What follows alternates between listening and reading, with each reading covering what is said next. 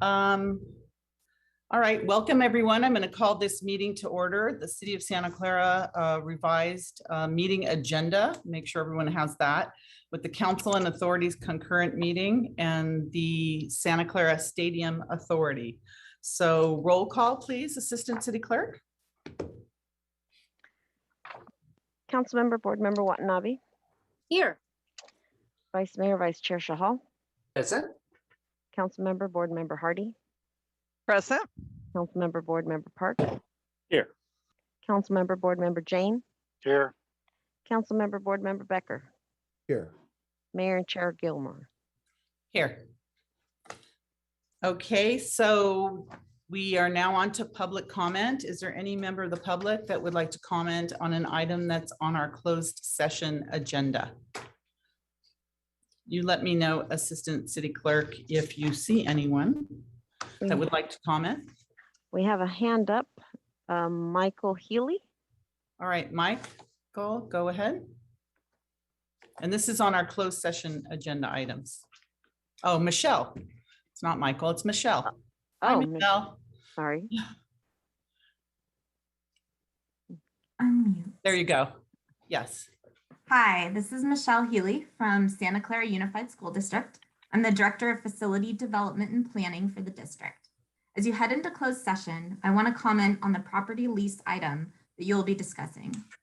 Over the past decades, students' needs have changed, and in order to address the changing student needs, the schools must change as well. Students and parents are expecting more from schools and expect all district facilities to provide similar opportunities for the students. The continuity between schools became more apparent as the district finalized Vision 2035 last year. As we start to create programs to enhance the educational opportunities of our students, the need for adequate space, classrooms, and facilities was brought to the forefront of our discussions. We all want what is best for the student, staff, and community in and around our schools, and change is hard, but it can lead to better outcomes and provides different opportunities for collaboration. The district supports and will continue to support the great partnership we have with the City of Santa Clara, and we look forward to coming to an agreement on future use of facilities by both parties. Thank you and have a good evening. Thank you, Michelle. Appreciate your comments. Is there anyone else that would like to speak on closed session? All right, then we will be adjourning to closed session. We'll be back here at 7 o'clock p.m. See you at 7 p.m. Thank you. Mayor or Nora, can Yeah. someone just text me and I'll make sure staff is available to log Yes, in. we will do that. Thank you so much. Bye-bye. Yeah.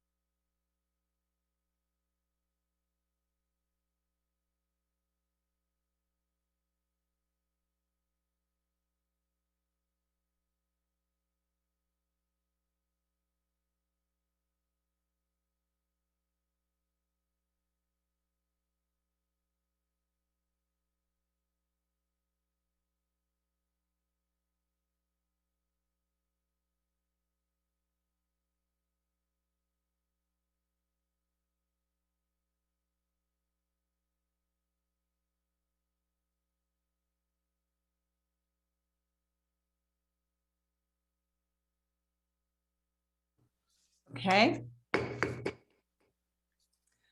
Welcome, everyone. I'd like to call this meeting to order of the Santa Clara City Council and Stadium Authority concurrent meeting.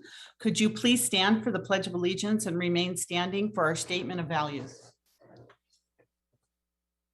I pledge allegiance to the flag of the United States of America and to the republic for which it stands, one nation, under God, indivisible, with liberty and justice for all.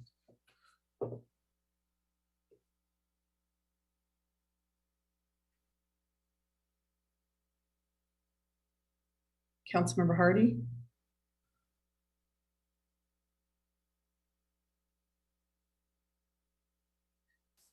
Councilmember Hardy. All right, I'm going to read.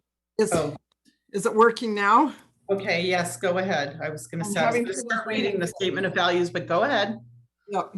As we gather, we humbly seek blessings upon this meeting. May we act with strength, courage, and will to perform our obligations and duties to our people with justice to all. Let us seek wisdom so we may act in the best interest of our people, our neighbors, and our country.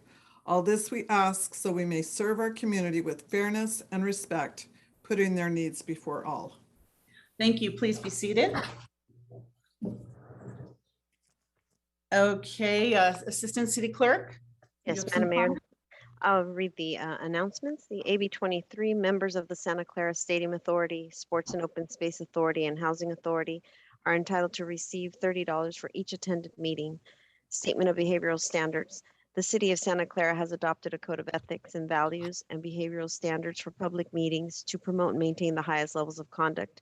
This includes mutual respect, robust discussion, and allowing city business to be done in an efficient and consistent manner. Please note that as the presiding officer, the mayor's and chair's direction in matters of process and decorum should be followed, and that use of the gavel indicates all conversations must conclude and everyone in attendance should come to order and attention. Welcome and thank you for your participation. I'd like to also remind any of the folks that are speaking in the capacity of a lobbyist that if you're speaking in that capacity, you're required to identify yourself as such and disclose the clients and or organizations that you represent at any meeting held with city officials or at public meetings. And this is pursuant to the Santa Clara City Code Section 2.155.110. Thank you. Thank you, Assistant City Clerk. So good evening and welcome, everyone. For tonight's meeting, the city continues to use a Zoom feature to allow public participation from the safety of your own home or office. Members of the public can join us via the link and or call into the Zoom meeting displayed on the screen now. If you'd like to speak on an agenda item or during public presentations, please raise your hand on the Zoom application or press *9 on your phone. Please only raise your hand while the item you're seeking to speak on is being presented. Staff will enter your name or the last 4 digits of your phone number, and I will call on you to speak. As a friendly reminder, members of the public have 2 minutes to speak on an agenda item and 3 minutes on public presentations, and those are topics that are not on the agenda. Prior to each agenda item, staff will lower each hand to ensure that members of the public are requesting to speak under the appropriate agenda item. You may submit your comments on the e-comment feature available on the Santa Clara Legistar page or via public comment at santaclaraca.gov, and the comments will be read into the record. So we'll move now on to the council agenda. All right, next we have, first of all, Happy New Year, everyone. Welcome back. This is our first council meeting of 2022. I can't believe it's already 2022. So I'm very pleased to be back here and welcome the public to join us this evening. So first we have reports of action taken in closed session. Assistant City Attorney. Thank you, Mayor. On items 1B and 1C, the city took no reportable action in closed session. Okay, thank you. Thank you for that. Next, we have continuances, exceptions, and reconsiderations. And I'm would like to tell the council I'd like to move up item number 7, which is Councilmember Jane's request to use the Santa Clara Youth Soccer Park for stadium events. because I have been told that there are students that want to testify so before the council and they can't wait till the end of the agenda. I would like to move that up after the consent calendar so we can get all the way through the consent calendar. Is there any other council members or city staff that have continuances, exceptions, or reconsiderations? City manager. Mayor, I have my normal report out of time-sensitive items for city continuity of services. Yes, please. So I am showing 3E, F, J, K, L, M, N, the Stadium Authority items, and item number 6. Okay, thank you very much. Any member of the public? Okay, seeing none, we're going to move on to our special order of business. And this first item is something that a lot of us are very anxious to hear, the verbal report from our city manager regarding the COVID-19 pandemic and what's been happening in our community. City manager. All right, so we're going to have Lisa Schoenthal make the presentation because as I had mentioned earlier in a different meeting, we have had a lot of changes with COVID over the past weekend, but I want to start with some good news for 2022 before we get into COVID. I have here, oh, you can't see it. Oh, we can't see it. This is the 2022 calendar. We know that we've mailed them out. I know how much Santa Clarans love the calendar. They're out, they look great. And so make sure you get your copy. And I just thought we should start with the good news of our wonderful calendar before we send off for Lisa to report on the drought as well as COVID. So Lisa? Okay, well, good evening and thank you, City Manager Santana. You're breaking up a little bit, Lisa. You're breaking up a Mayor little bit. Gilmore and council members. Ooh. Okay, I'm going to turn my video off then and see if that helps. If Yeah, not, I will try help. calling in. That might help a little bit. Go ahead. Okay, we'll give it a try.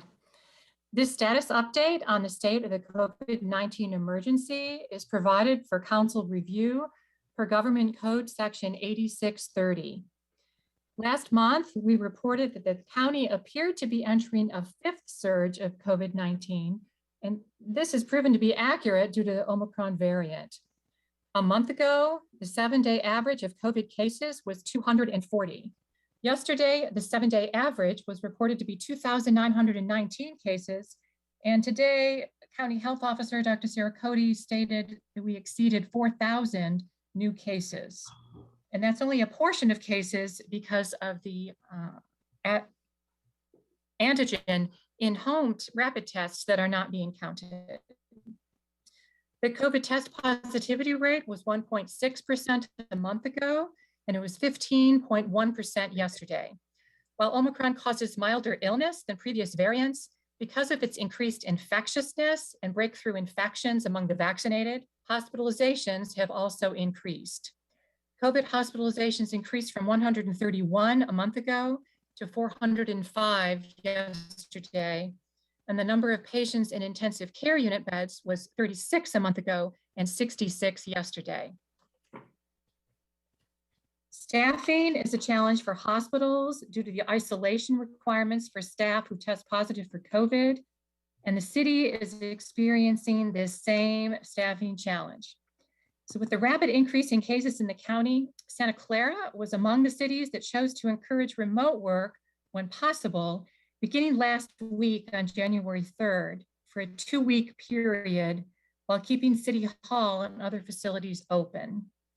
This turned out to be an incremental step toward the need to temporarily close City Hall and other facilities this week, January 10th through the 14th, due to the large number of city staff who tested positive last week and consequently needed to isolate. We additionally have other city staff required to quarantine due to being close contacts or household contacts of infected persons. From January 2nd, 2022 until 1:15 p.m. today, we have had 150 COVID-related reported cases. This includes positive COVID tests, close contacts, and household contacts, and all the employees have or are currently isolating or in quarantine. So with this dramatic number, you can imagine that we recognize the need to reassess the temporary closure on a weekly basis and extend the change if needed. So we have a new slide.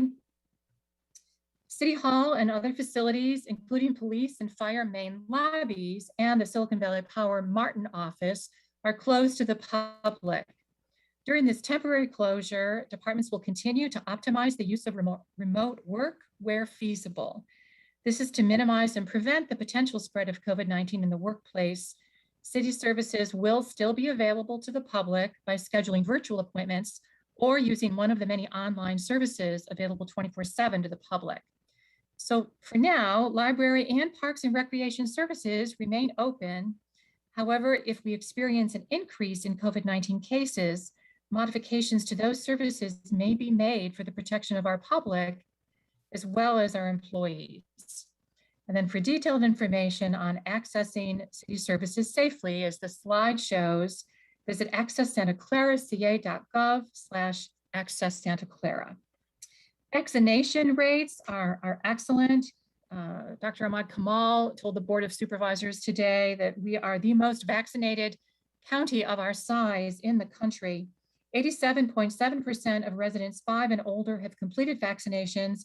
82.4% of all residents have completed vaccinations as of yesterday. And I think we're probably all dreaming this website shown on the slide right now, sccfreevax.org or 211 is what the public can use to schedule same-day appointments if they're unvaccinated or to schedule boosters or third doses. And boosters are now also available for youth 12 and older. And I can also add that 60% of those eligible for boosters in our county have received those boosters, which is twice that of the average for the state of California. The agenda for this meeting includes a recommendation to adopt a resolution for legislative bodies subject to the Brown Act to continue meeting remotely in accordance with AB 361 and the County Public Health Officer's recommendation. This continues to be necessary. And we have a slide on COVID testing. So COVID testing does return to the Central Park Library tomorrow, but all slots are booked. We are booked solid tomorrow at Central Park Library, but testing will be back on January 26th from 9:30 a.m. to 3 p.m. Appointments may be made at sccfreetest.org. And this concludes the COVID update. Thank you, Lisa. I'm going to ask you because I know our library was booked like days ago. I know I went on right away. I like to get tested frequently, and Right. and it's been extremely hard to find a location to get tested. Unless you're refreshing constantly, they'll have some times pop up at the fairgrounds or something like that. But you have to be on constantly on the computer. What is the best way for our residents to get, what's the smoothest path for them to get tested, at a county facility or a city facility? Where would you recommend? And my second question is, I know we're in a surge right now. Do you see an end to this surge? It's maybe the holiday surge, but do you see it? What is the county saying about the, maybe it's going to subside a little bit, I hope. So those are my two questions. Where can we get tested, and what's your prediction on this surge? Sure. Well, I appreciate those questions, and I might have a better answer for the second one than the first one. I just regret that we are in a very difficult spot right now, and that we just don't have the same access to testing as we have had in the past because of this surge. And it's really an unprecedented surge. A year ago, we had statewide across California, we had about 60,000 cases a day. On January 4th alone, we had 130,000 cases. And again, that's an underreported number. The correct, I can only offer what the county tells us. And Mayor, you have experienced the difficulty, but we are told to go to sccfreetest.org and see, it takes a lot of tenacity, but just see if you can schedule something. Certainly, I don't know if January 26th has any openings, but it would certainly be something that folks could try to start scheduling now. And don't feel that they must, if somebody wants a test, go to another location. People don't have to wait to go to our own Central Park Library, although, I mean, I'm a little biased. To me, it's the best location. There's been a shortage of the antigen, the rapid in-home tests as well. But I have managed to find some here and there for personal use. So that takes some tenacity as well, you know, just from pharmacies. I think Amazon has not been able to ship them very quickly, but I just don't have a good answer for you, which I regret. Your second question. Oh, no, go ahead. Sorry. I didn't mean to interrupt. Oh, no, that's, yeah, I just have nothing else to offer on that. I regret that for the testing. So when is this going to end? Dr. Cody would say, you know, we don't know. And in fact, Dr. Cody did say that she does not know. But there are state models that show that we will peak sometime at the end of the month or early next month. So hospitalizations always lag behind the cases. So I think we do have a number of weeks in front of us that will be challenging. It's always been about the stability of the healthcare system and the staffing, you know, the healthcare staff who are isolating or quarantining puts a strain on, you know, the healthcare system capacity. And the booster mandate has presented some complications. So, and even though mild illness keeps people out of the hospital, doesn't make people require oxygen, it still can make people miserable for a number of days. And Dr. Cody mentioned that today as well.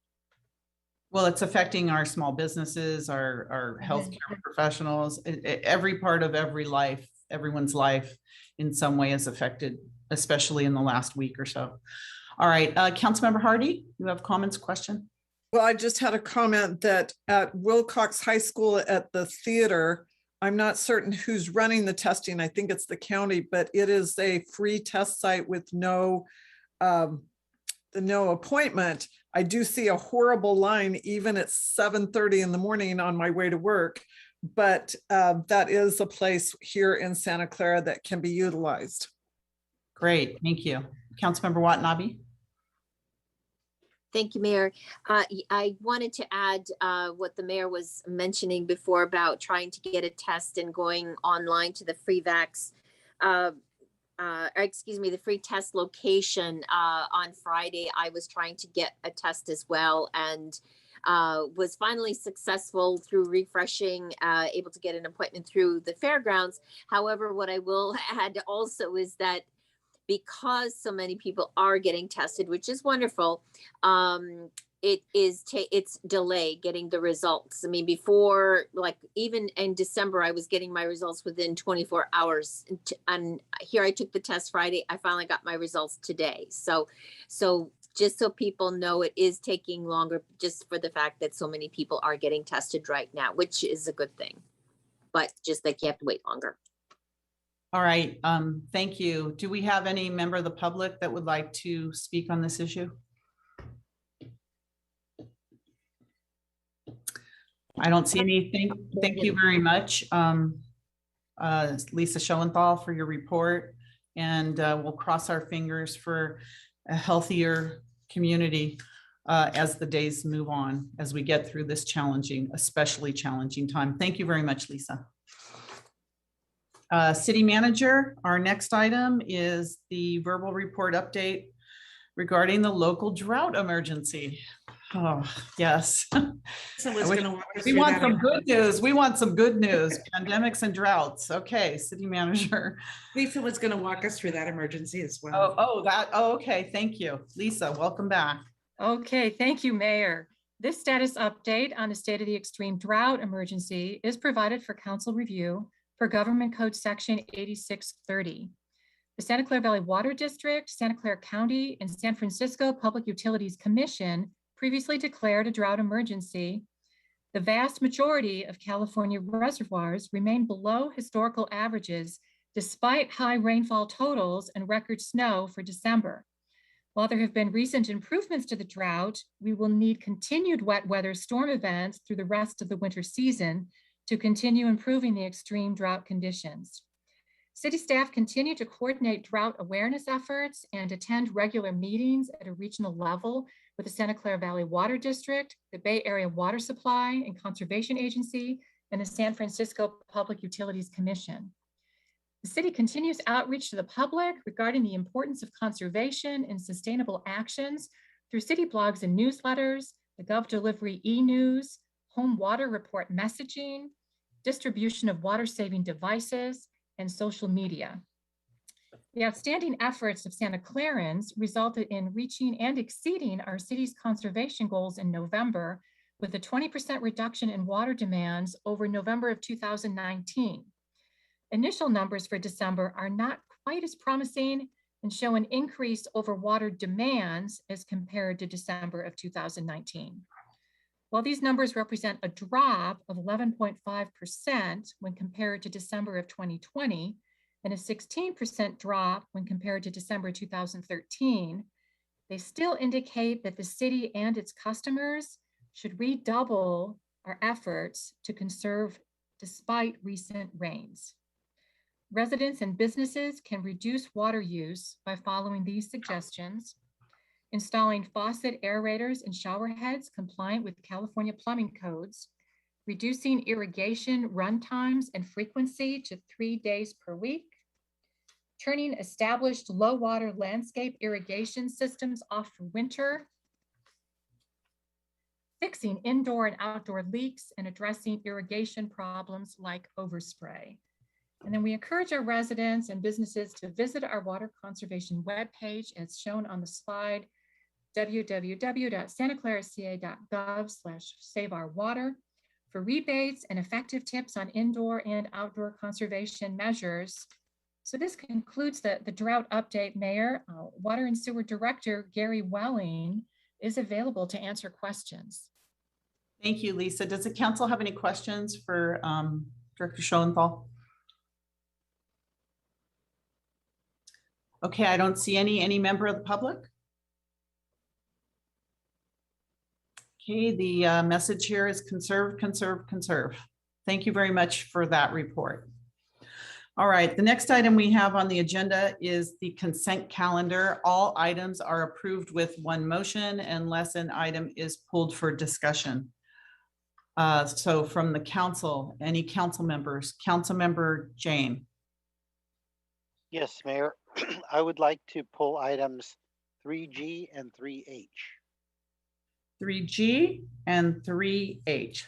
Just want to say what those items are in case. Yeah, 3G is TDM and 3H is water supply for a development. Okay, TDM meaning transportation demand management measures. Just want to say that in case people don't understand what that is. All right, thank you. So 3G and 3H.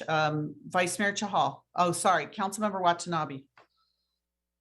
Thank you, Mayor. I would like to pull 4C 1 and 2, which are requests submitted by the stadium manager for approval to incur charges for the February 7th through 9th Polestar Live Conference and award purchase orders to Benjamin Lytho for stadium builders licenses, invoices, and incident cards. Thank you.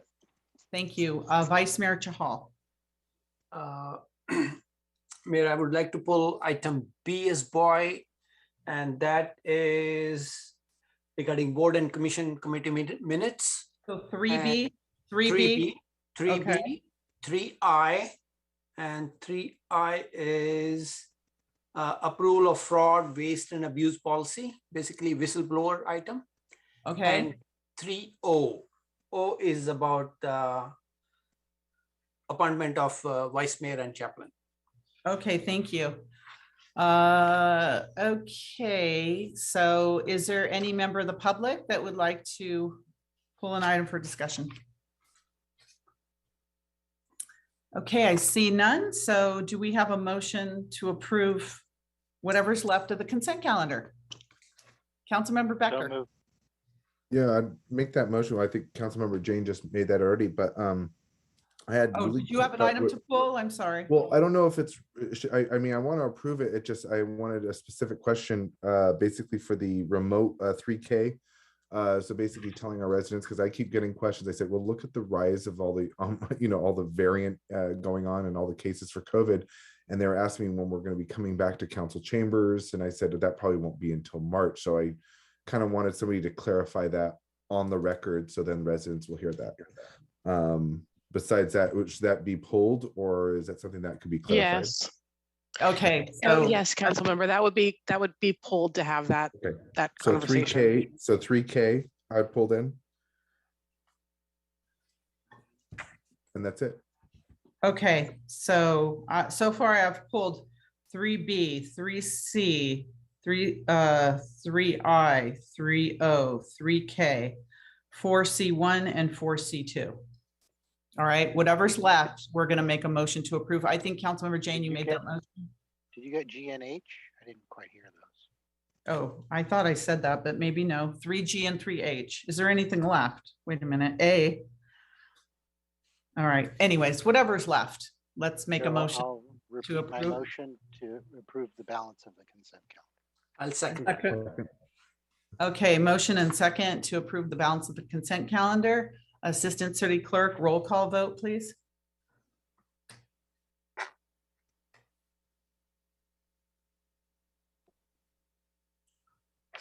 Just a moment, please. I'm registering this. Okay. Councilmember Board Member Watanabe, Yes. Vice Mayor, Vice Chair Shahal, Yes. Councilmember Board Member Hardy, Yes. Councilmember Board Member Park, Yes. Councilmember Board Member Jane, Yes. Councilmember Board Member Becker, Yes. Mayor and Chair Gilmore. Yes. And that passes unanimously. Thank you.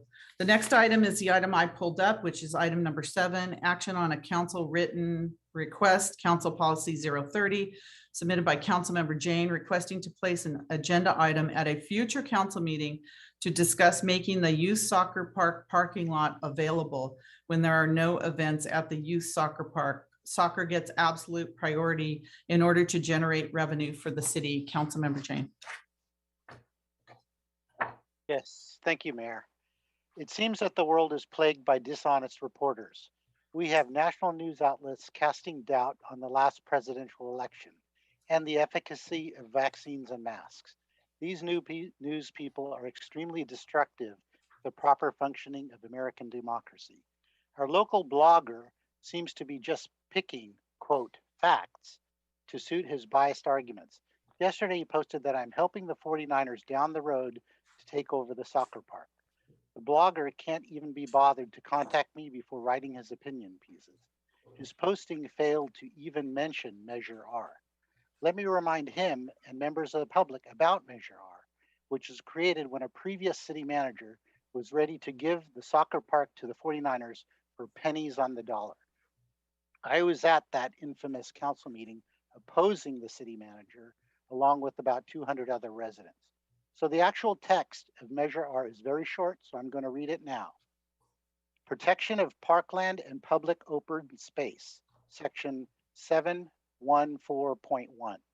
Neither the Eulastack Natural Area, the Santa Clara Youth Soccer Park, nor any other real property owned or controlled by the city that is presently listed or hereafter listed by ordinance in the inventory of parks and recreation facilities contained in Appendix 8 of the City of Santa Clara 2010 to 2035 General Plan shall be sold, leased, or otherwise disposed of for a period of 180 days or more, nor shall its use be changed, abandoned, or discontinued without such sale, lease, disposal, or changed use having been first authorized or ratified by a 2/3 majority of the electorate, voting at a general municipal election for that purpose. No substantial building, construction, reconstruction, or development upon or with respect to any lands so dedicated shall be made except pursuant to ordinance subject to referendum. Okay, so what that means is that no city council can sell or lease the soccer park without a 2/3 supermajority of the residents. This is an extremely high bar. It is out of council's control, and I thought the blogger would know that. I'm proposing that we agendize a discussion of using the soccer parking lot for ticketed events. Somehow I'm getting echo now. For ticketed events at the stadium only when there are no soccer practices or events at the YSP.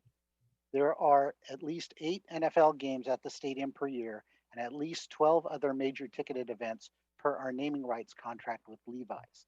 There are about 133 parking spots that can be used. At $50 per spot, that is $6,650 per event. Even if half of that is spent for parking attendants, security, porta potties, that leaves $3,325 per event.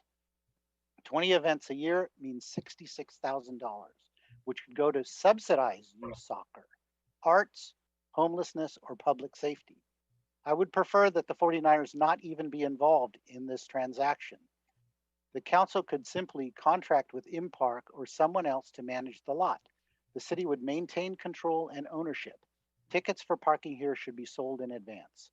So that is why I want to agendize it, but there are some questions that staff was not able to answer. So, you know, I would like a vote on whether to agendize it, but then I would like to figure out how we direct staff to answer some of our questions. So I don't know how to proceed. Okay, Council Member Becker. Thank you, Mayor. So I'm really glad Councilmember Jane really kind of hit a lot of the facts, and the facts are the facts. And that is that I would like to make a motion to put this on a future agenda. And the reason why is I was recently at the stadium on January 2nd to see the operations of the stadium, as well as I ended up actually purchasing a ticket. So stay tuned for my report after in council, and I'll tell you guys all about that in my report from council activity. But going forward, I think this is a really good idea. And the reason why I think it's a good idea is because, one, it's going to be protected. The soccer parks are going to be protected. What I see this as an opportunity when we were on this tour and we were looking over and then we saw this, just all these parking spaces, nobody there, the soccer park was not being used. So why are we not utilizing this land that the city can make profit off of, and that the city can end up using that money to go towards this, either soccer, any of the parks that we have, as well as the arts, as Councilmember Jane said, and the homelessness. I think this would be something that we need to utilize. But, you know, at the same time, I do understand the concerns. And, you know, Councilmember Jane did talk about soccer being a priority. And I wholeheartedly agree. But at the same time, I think this is a very major opportunity for us to make some revenue, considering that nothing's being utilized on those days, or even at certain specific events like concerts, if that's the case. So I would support a motion to put this on a future agenda. And I do just want to clarify again, we are not bulldozing soccer fields. This is to talk about it in the future. We are not, you know, Measure R is in place. We have no intention of that, but we saw an opportunity seeing that, you know, we want to milk everything we can out of the stadium and everything that's revolving around the stadium, because, you know, I think a majority of this council did not support that stadium to be built here.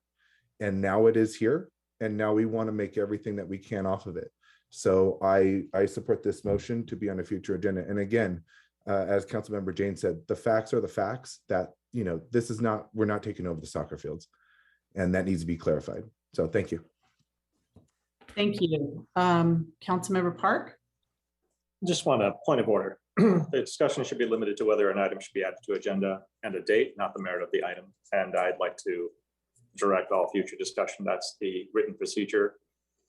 That's the procedure for written requests. Are you directing that to who? I would like to remind council that's spoken, and council that will speak, you know, after this. Okay. Is there any other council members that want to speak on this? I think there was a motion. Councilmember Jane? Yes, I would like to read in to my questions for staff, just to put them on the record, so that when staff comes back with this item, were it to pass to be agendized, So let me just read off the questions that I have for staff. Are there any violations of Measure R with this plan? How much of the total cost of running the soccer programs comes from the general fund? Is that cost recovery percentages? Absolute dollars. What is the current cost of maintaining the fields and parking lots per year? Is it possible to dedicate income from parking to the YSP? And pre-COVID, how many days per year was the YSP being used for both practice and events? And then finally, what percentage of the soccer players are Santa Clara residents? All right, any other council members? Point of order, I don't think we've had a second on the motion. Was that motion made by Councilmember Becker then? There's a motion on the floor made by Councilmember Becker. Is there a second? Okay. I will second it. Okay, very good. So we have a motion and a second on the floor. I will go to the public now. We're going to start with Bert, followed by Gabe. Go ahead, Bert.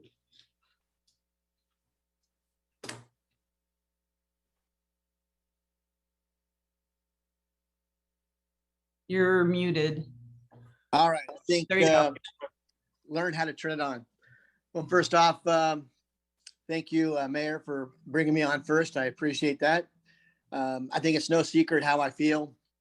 I've made myself real well documented. I've never hidden my name from anything. And quite frankly, I've been thoroughly embarrassed many times recently by people who have been voted in office, by people in Santa Clara who maybe not knew everything was going on. And now we have people in office not necessarily making decisions that are in the best interest of the people who elected them. And that's actually pretty bad. And this is just another one of those. And I'm really, really embarrassed. The crazy thing, as I look back, going back, well, 5-7 years ago, we talked. When I looked around the room, I saw all 5 of the current 49er city council members standing with us. And now, every time I turn around, I'm having to actually do something to defend my city. And that's not right at all. So I'm pretty embarrassed right now. They even got to talk about it. But the very fact of the matter is, I remember clearly the first meeting we had as a board at Santa Clara Youth Soccer. I wanted to be a good neighbor to the current 49er games, as I knew it was going to be tough to get cars in and out. And I suggested we be a good neighbor and not schedule anything on those days in helping them with egress. And we did that. And I think the third game, I heard from one of my good friends that Mr. York looked down on the unused parking lot, and with anger in his voice, he says, "They're not even using it. That's mine." And since that moment, I realized that they didn't want to be good neighbors. And I've made it upon myself a chance to actually schedule something at Soccer Park on game days and event days, because that is a youth soccer park. It is not an extension of the stadium that the 49ers did not spend a dime on, that the residents have. Thank you. Thank you. Thank you, Bert. Gabe, followed by Kirk. You're muted. There you go. Thank you, Mayor Gilmore and City Council. Gabe Fu, Santa Clara Youth Soccer. 4 quick points. 1, Soccer Park was built for soccer. For its youth soccer park, it's built for the children of Santa Clara. And if you look at the charter, the intention is for use of soccer, not parking. Number 2, 49ers and NFL, when they rented the soccer park for the Super Bowl, they parked the cars on the lot and on the soccer fields and destroyed the fields. We know that is the intent. There's no playing around. Number 3, city has already had a parking agreement with the golf course. And if you look into the history books, you'll find out that Jed York stiffed the city on their share of the fees. Jed York also sued the city for $1 million. So if you look at Councilmember Jane's revenue proposal of what I think he said, like 650,000 or something, you're going to fall short about 350K after Jed sues you for another $1 million. So get ready. And lastly, I do want to congratulate the 49ers 5. You've actually reunited the band. Who's the band? Well, if you go through and do a Google search, 49ers versus Soccer Park, you'll get a little history lesson and you'll remember and you'll see vividly of all the soccer kids that came to the city council and protested.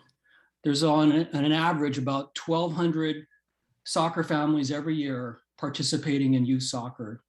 Most of those kids are now, those 10 to 18-year-olds are about 15 to 23.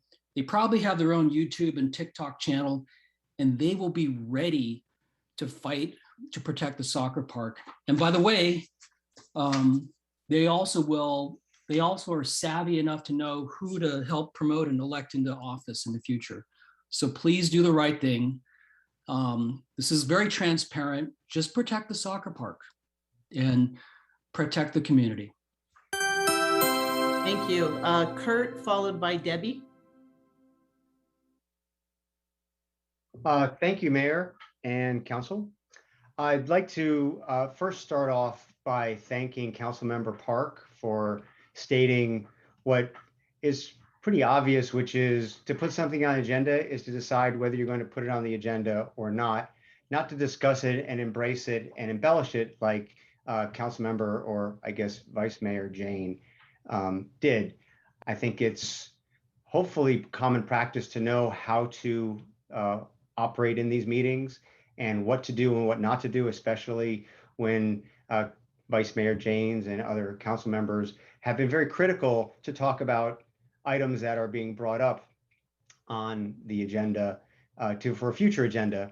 And yet now there's a big discussion. And what does Councilmember Becker and what does Councilmember Jane or Vice Mayor Jane do is they do just that, disrespecting the process that they know that they use conveniently when they want to. And I think it's really telling. If you want to go get money out of the stadium, why don't you talk to your partners, talk to your friends over at the 49ers that got you into office and tell them to pay their bills and to stop stonewalling the city and stop suing the city. That would save tens of millions of dollars. And lastly, I think it's really telling when Councilmember Becker states, we are not trying to take, or we are not taking over the soccer fields. We are not taking over the soccer fields. Who's the we? We is only one organization, and that would be the 49ers. So we are not taking over the soccer fields was a message he clearly needed to share with this council and with the public, to say that we are not taking over not taking over the soccer fields. And we is very transparent because the city already owns it. There's nothing to take over. Thank you. Thank you, Kurt. Debbie, go ahead, Debbie, followed by Lee. Great, thank you. Can you hear me? Yes, we can. Go ahead, Debbie. Thank you, Mayor. I'd just like to take a step back in time because I think people need to understand what happened at the city council meeting back in April of 2015, where the community came out and stood against the soccer field being taken over for VIP parking for the 49er suite owners. I think it's important to remember that. And Jane, Hardy, Park, and Shahal spoke out against the VIP parking at that meeting. Karen said, some people think it's noble to steal from the rich and give to the poor, but it is criminal for the rich to steal from the children. And Kevin said, the city should not be taking away open space. The city promised several times not to touch this space. Let us hold our city to their word and have them maintain their promise for the future of our children. If this city council cannot maintain their words, then let it be recorded against them. What happened between now and 7 years? $3 million and a promise of more support of upcoming elections. This city 49er 5 need to remember their words because they are now the city council and making decisions to protect our parks and maintain them for our children. And giving the 49ers an inch, they will take a mile. It is absolutely clear. They do not need this space. It does not belong to them. It belongs to the children of this community. Thank you. Thank you. Lee, go ahead, Lee, followed by Robert. There. Okay. I found it very interesting that Councilperson Becker mentioned that we want to make money off of the stadium wherever we can. And yet, every time we've had something come to the city council to make money, like when they added seats and the city manager wanted to go to them and ask them for more rent money based on that, we were told no.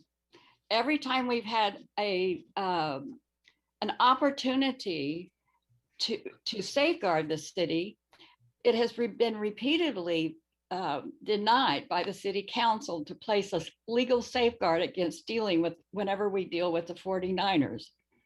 If I was a business owner in Santa Clara and I wanted to go and use a soccer park or a parking lot at the library and make money off of it, would I be allowed to do that? I don't think so. In fact, I thought it was a violation of the charter for a business that makes money to be allowed to use our public sites to make money. Now, I may be wrong on that, but of course, you are the city council and you should be up on these things. I'm not a business owner, but as I said, I have a feeling that I would not, or any other business in this city would not be allowed to do that. Thank you. Thank you, Lee. Robert followed by Mike. Go ahead, Robert.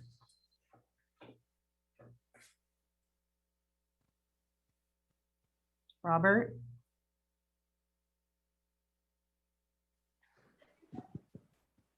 Mayor, he's got a old version of Zoom and we could allow him to speak as a panelist if you'd like. Okay, yeah, go ahead. Okay, just give us a moment.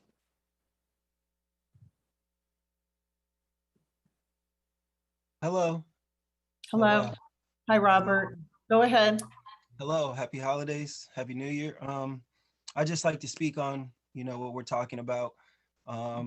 Soccer for me in Santa Clara just really helped me grow as a person, as a player, and it allowed me to reach where I am now, where I'm able to play professionally and, make a career out of, playing. The people I met there, the community that was brought to the fields, the energy, week after week, and just the experiences I had and the people that were there for me through all the ups and downs. Yeah, they were vital for my development. Now the soccer park was built, to be a soccer park, and its presence is a present and most definitely is something that should be honored, not outside of soccer. I'll speak my piece and say that, myself and many others feel deeply and passionately about this park. In our eyes, it's a foundation of, Santa Clara, and we will fight to protect its presence. We just would like, for things to be respected, the park to be respected, and the community to be helped, supported in that, in that front. It is a vital place for us. Thank you for my time. I appreciate that. And sorry for the old version of Zoom. That's okay. You guys have a good evening. Thank you and good luck on your career. Blessings. Thanks for calling in. All right. Thank you, Robert. We have Mike followed by Sophia.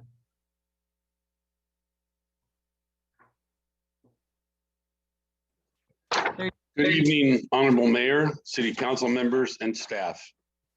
I would like all council members to reject adding this to any future agenda. As we all know, there was a youth soccer park takeover attempt 7 years ago by the 49ers. If approved, the only message that this will send out to the community and our youth of this city is that the money the 49ers are promising is more important than they are. This would clearly be a violation of the city charter and send a message to 90% of the voters in this city that approved Measure R. Please remember, Measure R was passed after the first attempted takeover of the youth soccer park. If approved, what is the true message we would be teaching our children? That big money is more important than our children? The money that SUD says we will make, that would pay the city what? A drop in the bucket? What would be the cost of the cleanup, the security, and all the factors you have to bring into this discussion before you say you're going to make a profit? You say that the parking rental would happen if the soccer park is not in use. Maybe true for the first year or two. But trust me, this would only be a path to get a foot in the door. Once any large corporation gets a foot in the door, it's all downhill from that point forward. When will it take over end? I say only when the 49ers have complete control of the youth soccer park. In closing, I would like to say, please, please, please do not add this to any future council agenda. It's not worth our time or our children's time. Thank you all for your time. Thank you, Mike. Sophia, followed by Dominic. Go ahead, Sophia. You're muted. There you go.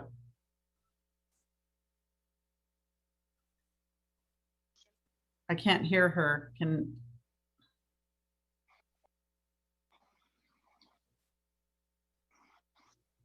Okay, she's unmuted. Hello? Yes, we can. Go ahead, Sophia. Hello. Hi. We can hear you. Okay. Hi, thank you. My name is Sophia Mendoza, and I'm a Santa Clara Sporting alum. Soccer Park was my home as a child. And I was a child who was stepped on the last time the 49ers took from the park. And now I'm an adult. And as an adult, I understand that it's our job to protect the next generation. I said it 5 years ago, and I'll say it again. These professionals already have their careers built. These kids are just getting started, and they are the future. That young girl that spoke years ago feared what she thought were big men in fancy suits, stepping on children to generate more profit for their big organization. Now I realize that at the end of the day, I'm not asking them to stop trying to use and damage the park for their own benefit. Rather, I'm asking those in charge of protecting the youth community to do just that. If you continue to give and give and give to the 49ers, all they will do is take and take and take. It's a vicious cycle and it needs to stop now. Thank you. Thank you, Sophia. Dominic, go ahead, Dominic.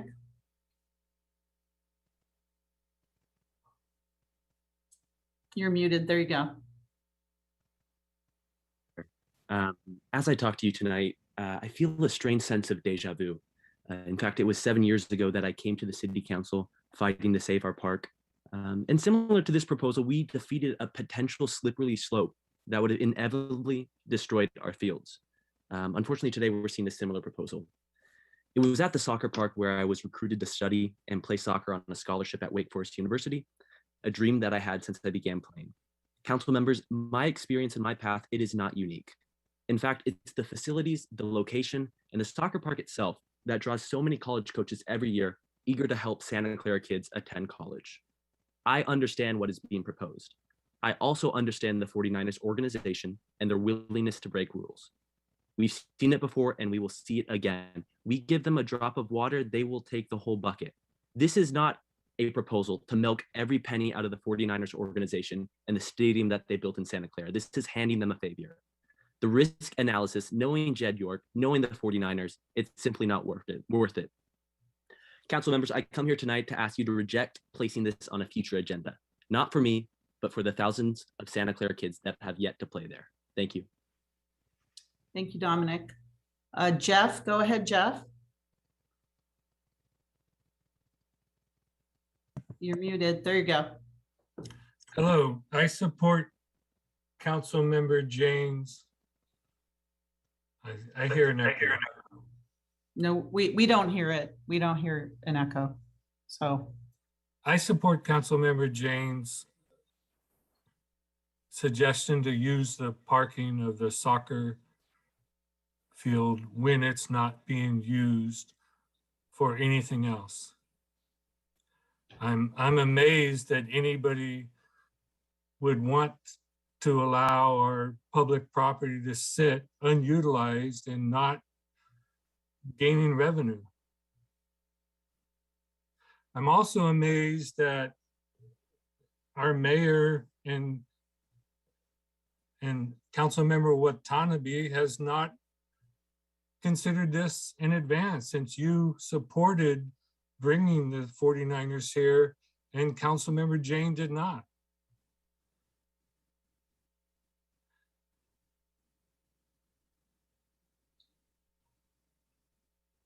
Is that it? Well, I'd like to hear your response about why you didn't think of this earlier.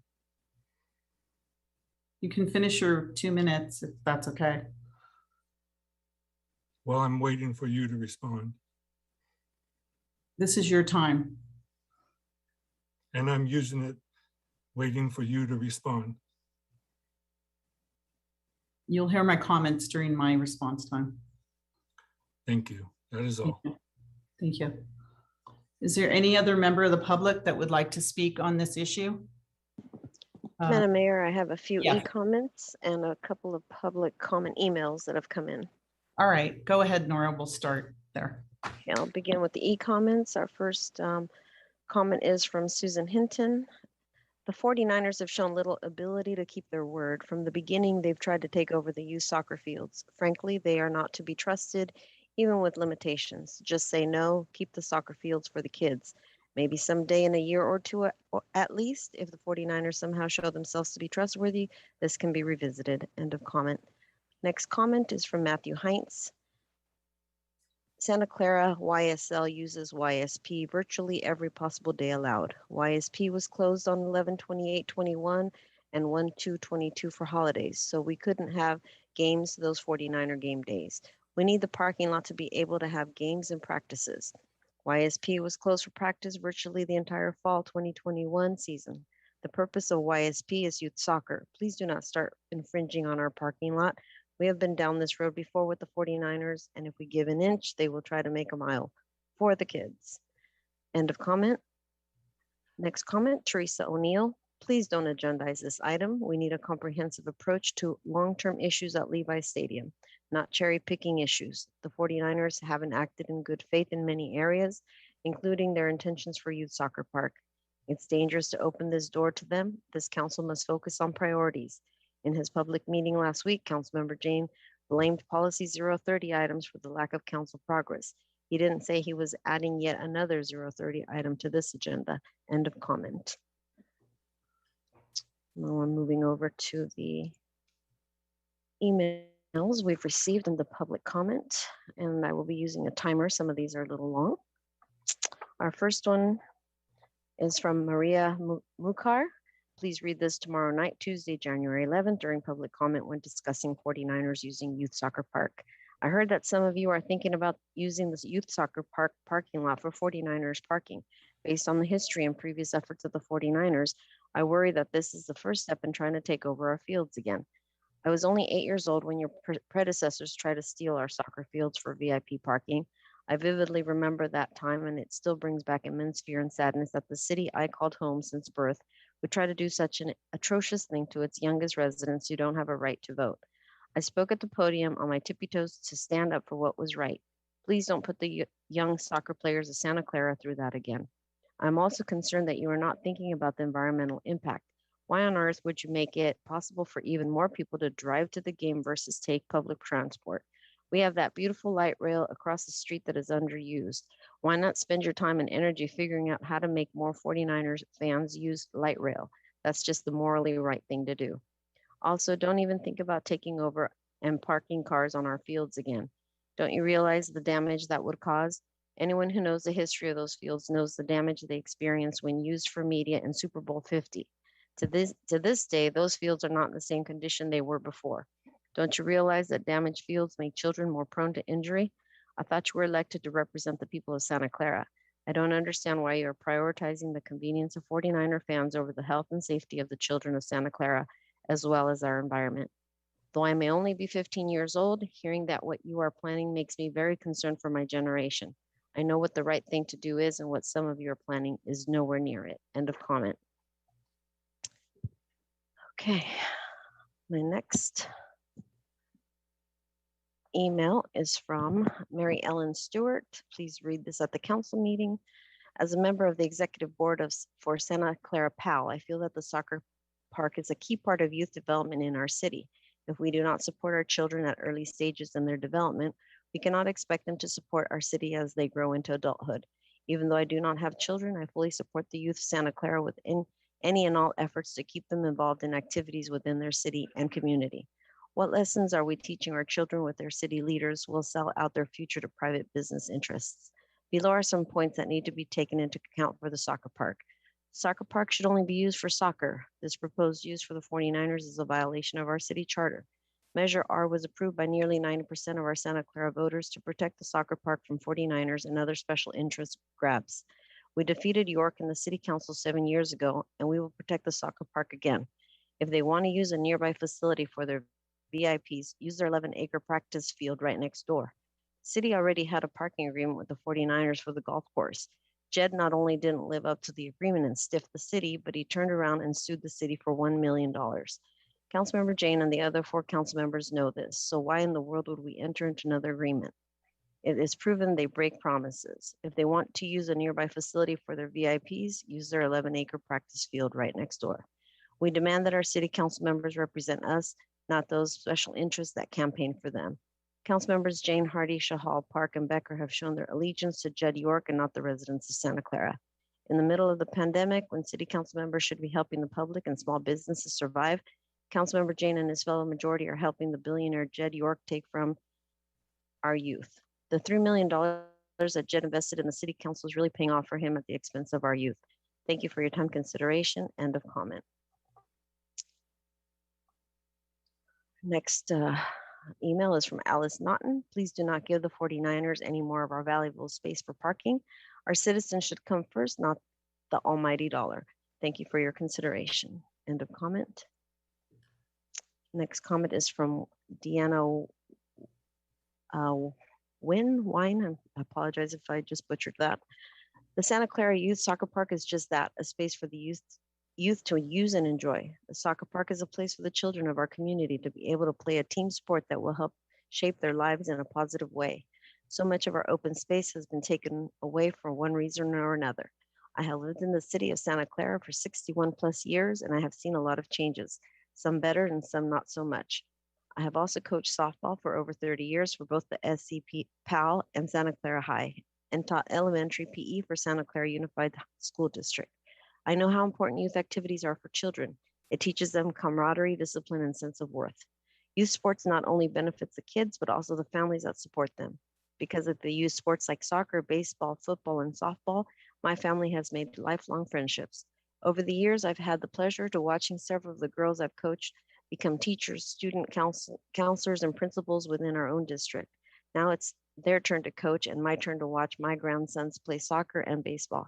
As much as I love the Niners, our children deserve the best, and the soccer park belongs to them. Please do not allow this to be taken away from them or our community. End of comment. Our next comment is from Linda Zazara. Please read this comment. I am so disappointed that this is on the agenda. End of comment.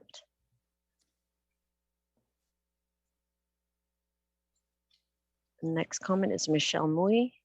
I'm a longtime Santa Clara resident and parent of a 14-year-old son at Santa Clara Swim Club.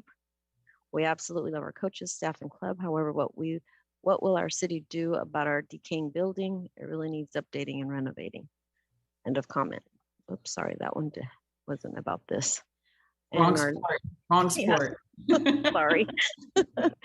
And we have one more comment. This is from resident Brian Doyle. As a District 5 resident, I have no idea how and any proposed deal with the 49ers would benefit the city of Santa Clara, much less our district. Please remember that we are engaged in a litigation filed by the 49ers to sue us for over $1 million for money that they paid on a previous agreement regarding the city's golf course. Why would we do business with someone who sues over a previous contract?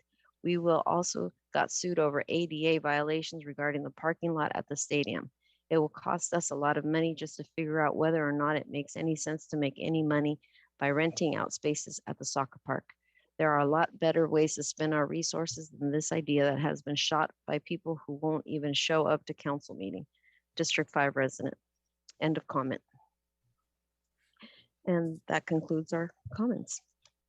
Okay, thank you very much, Assistant City Clerk, for reading all those. I know it's not easy when you have to do that, so thank you very much.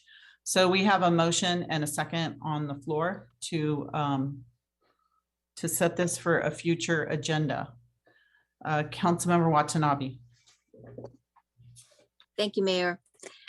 Yeah, I had wanted to hear from the public before I made my own comments, and I'm very pleased, needless to say, to hear the opposition to this item that is wanting to be placed on a future agenda.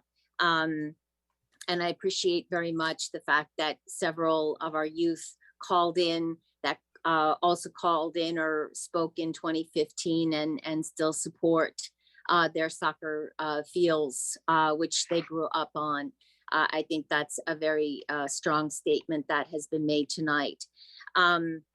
What I would like to just add from my own reading and just remembering of 2015, in Council Member Jane's petition that was filed, there is a comment that he made in there, which is, I was told that the city of Santa Clara would receive all of the revenue if the spots were made available. What I would like to know is who told him that, because I don't think our city staff told him that. I'd also like to know who is going to be using this VIP parking.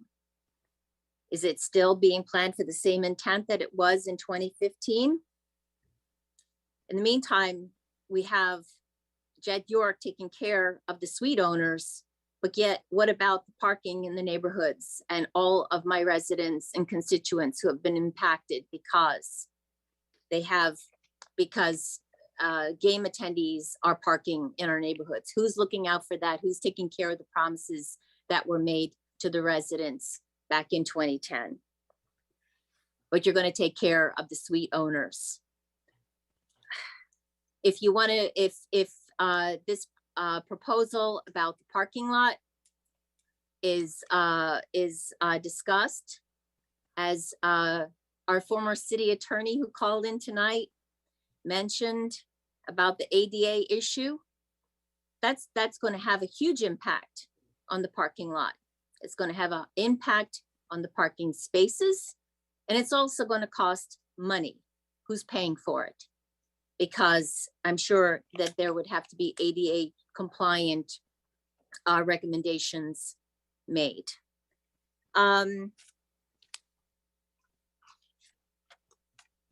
What also I'd like to point out is this youth soccer park was built with redevelopment money. If I remember correctly, it was $10 million. That's taxpayer money. It's redevelopment money. It's money that belongs to the residents. And it was built, the money was used to build a park for the residents. And that was the intent. And that's what it should be saved for, not VIP parking, whether it's fields or parking lots. And finally, I would just like to add that we have council members, for what I'm hearing right now, just on the couple that have spoken, that seem to be willing to put this on a future agenda, yet not knowing what they're voting on, not knowing what they are voting for before they put this on the agenda. Just like we had a couple of weeks ago, Councilmember Hardy wanting to put another 030 policy forward about the World Cup and having the council vote on it before we had any information. And I would like to ask, is this a pre notion that the parking is being set aside for future World Cup games?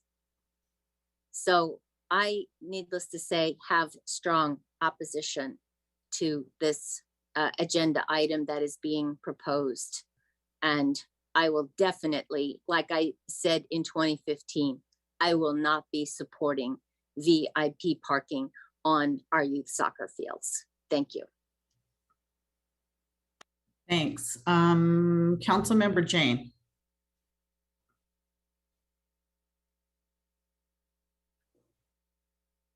Councilmember Jane. I was looking for the unmute button. Oh, Sorry. Sorry, go ahead.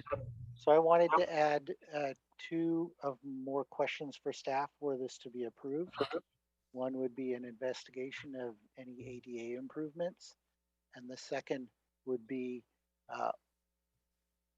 whether the city could engage in a private parking operator like InPark to manage this facility for the city. Okay, Vice Mayor Chahal. Thank you, Mayor. So whatever we heard till now, I can see how the facts are being twisted. And that twisting of the facts, giving a narration which doesn't suit somebody, is to be resolved. And to be resolved, how we can resolve it? Just by having a detailed discussion on this topic. That's the main thing. I think everyone sitting on the council did not support taking over of the soccer parks in 2015. And everyone right now knows the clarity of Measure R. And I don't think Councilmember Jane is asking for parking on the soccer fields. He's only asking to use the parking space for parking. And hello? Hello? We can Hello? hear you. Your visual has frozen, but we can hear you. Hello? Raj? Hello, Raj? Hello? Yeah, sorry, I think my... You froze visually, but we can still hear you. Oh, okay, thank you. Sorry, I think You're back. my PC froze for a second. Yeah, sorry about that. So what I'm saying is the facts are being twisted, and we can have a detailed discussion of all the valid questions which Councilmember Jain has raised and find out the answers to those by bringing this topic on the agenda. And every council member has a moral duty to add revenue, generate revenue for the city. And this can be one of the revenue generation opportunity for us. So with these facts and getting clear answers and refuting all the misnarrations, I would be voting that we should bring this to the council for a detailed discussion. And I want to point out and made, we are council members elected by the residents of this city, and we represent our elected population. And that's it, nothing more than that. Thank you. Thank you. Councilmember Becker. Thank you, Mayor. So, I think Sue's going to probably jump in here in a few minutes and say that, we should just get to a vote on this. And I agree. But, the one thing that I'm really concerned about is, who is misleading the public? Who is spreading this false misinformation? Who is spreading these false facts? And, we go back to the last meeting where the blogger's name and, who he's connected to. This proves a lot to my point. And, it just seems like we just keep getting political. And, I think we are just doing our job. And, continually there's, individuals trying to obstruct us, trying to do name calling tactics, trying to scare us. It's not going to work.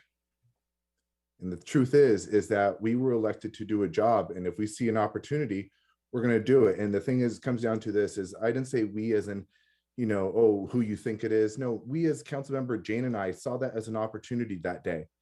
And when I saw that light bulb over his head, I saw the same thing. So, I think it's just very false narratives that are being made here. And, very hypocritical things from people who say that they care about the neighborhoods when they put the stadium there in the first place.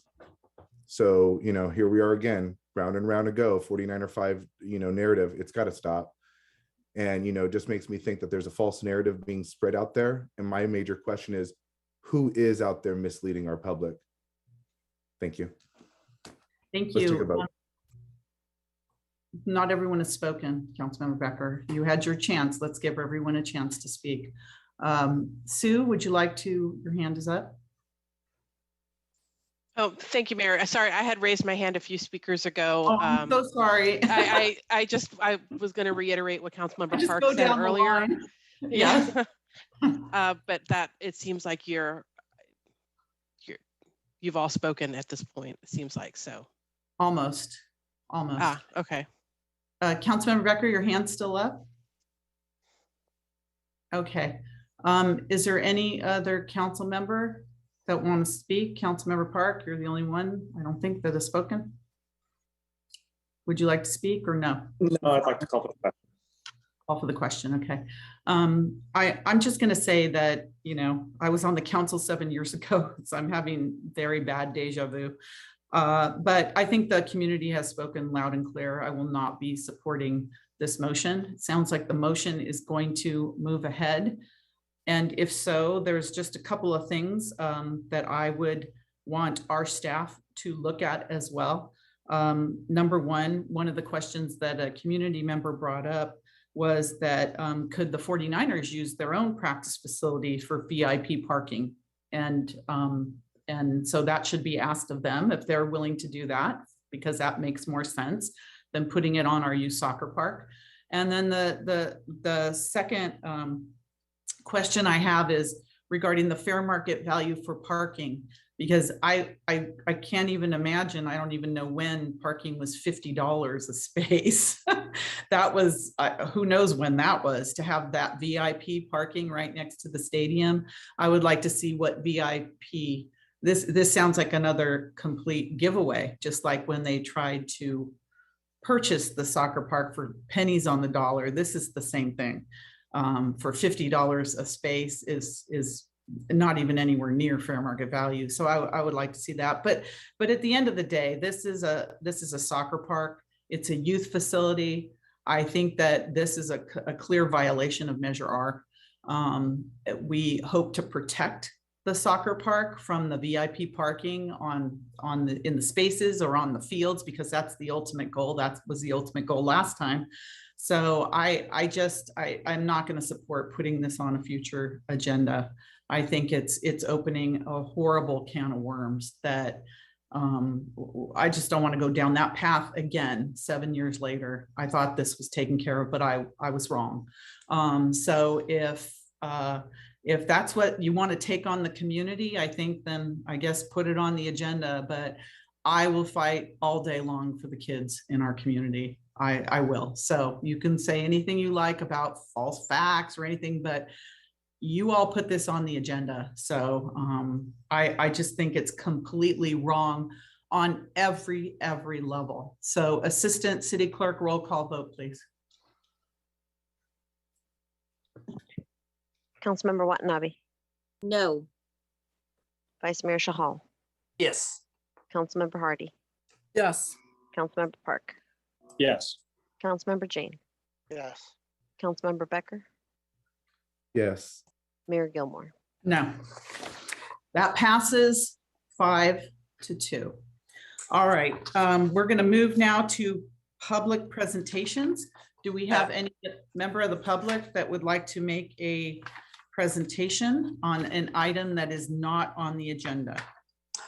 Mayor Gilmore, I will be rejoining because I got some problem. So I'll be rejoining. I'm just logging out, logging in now. Thank you.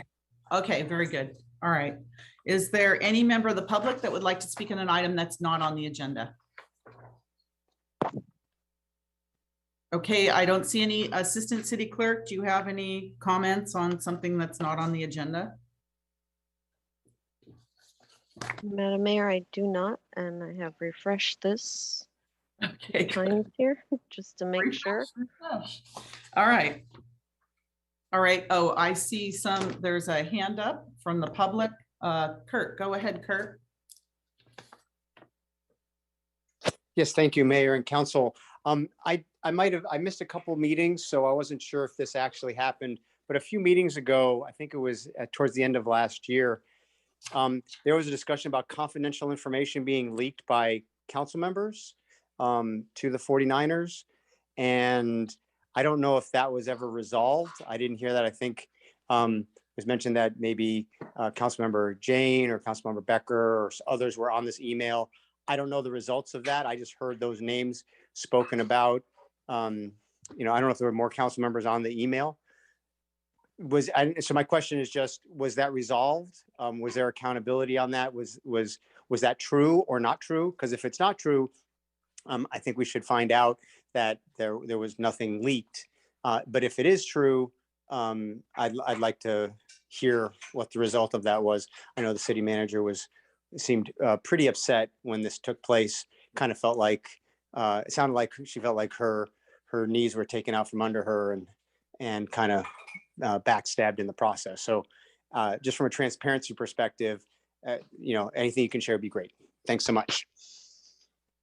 Thank you. I'm not sure we can just have any discussion on this since it's not on the agenda. Is that right, Assistant City Man? That's correct. That's All right. correct. Thank you for those comments. Any other member of the public?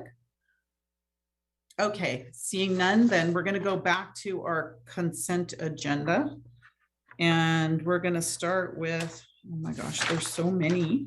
So we're going to start with, I think it's B, 3B. Is Vice Mayor Chahal back?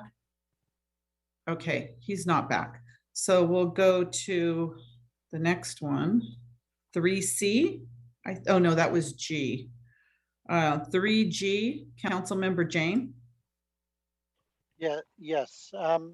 I had sent in a number of questions to staff and I got their responses. So I just wanted to emphasize that I would like the RFP to support online reporting of developments of their TDM measures and tracking of their measures.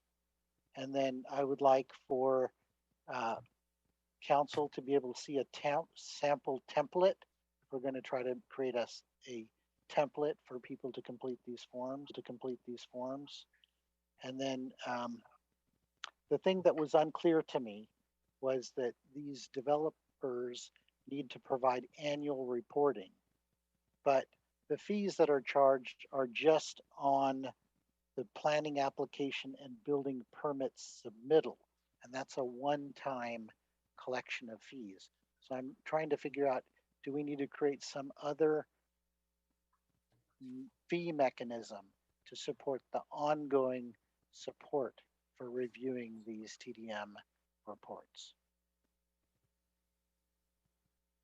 And that's all I had. Are you looking for an answer right now from the city staff? Or if I did want to question, I mean, I had made 2 suggestions, but I'm actually just asking for an answer to that third question. The staff are you prepared to answer that third question, staff? This is Andrew Crabtree, Director of Community Development. I can answer that question. First, I'd just like to clarify that the item on the agenda tonight was we had a request in August of last year to provide more information to the council about the cost of a program. And so we were informing the council that we're going forward with an RFP so that we can have more information about what the cost would be. And we haven't yet actually received direction from the council to go and initiate this program. So we're really talking about having the hypothetical, if we were to go forward, what would that program potentially look like? And then the question we had about funding of it. And so if we have a TDM program, and we anticipate that there would, that's being discussed, we anticipate that there would be an initial cost with development submitting reports that would be reviewed, and we would have a fee related to that when the permit is issued. But then there would also be, as was alluded to, a ongoing an annual report review that needed to take place. And so we would ultimately anticipate potentially a fee that would be charged to developers each time they submit that report to cover the cost of it, as one potential way to fund the staff work on that program. But we're really not to that point yet. We're really just trying to gather information and just giving the council a report out on where we are in the process. Okay. Okay, so you're asking for a note and file? Is that what you're asking for here?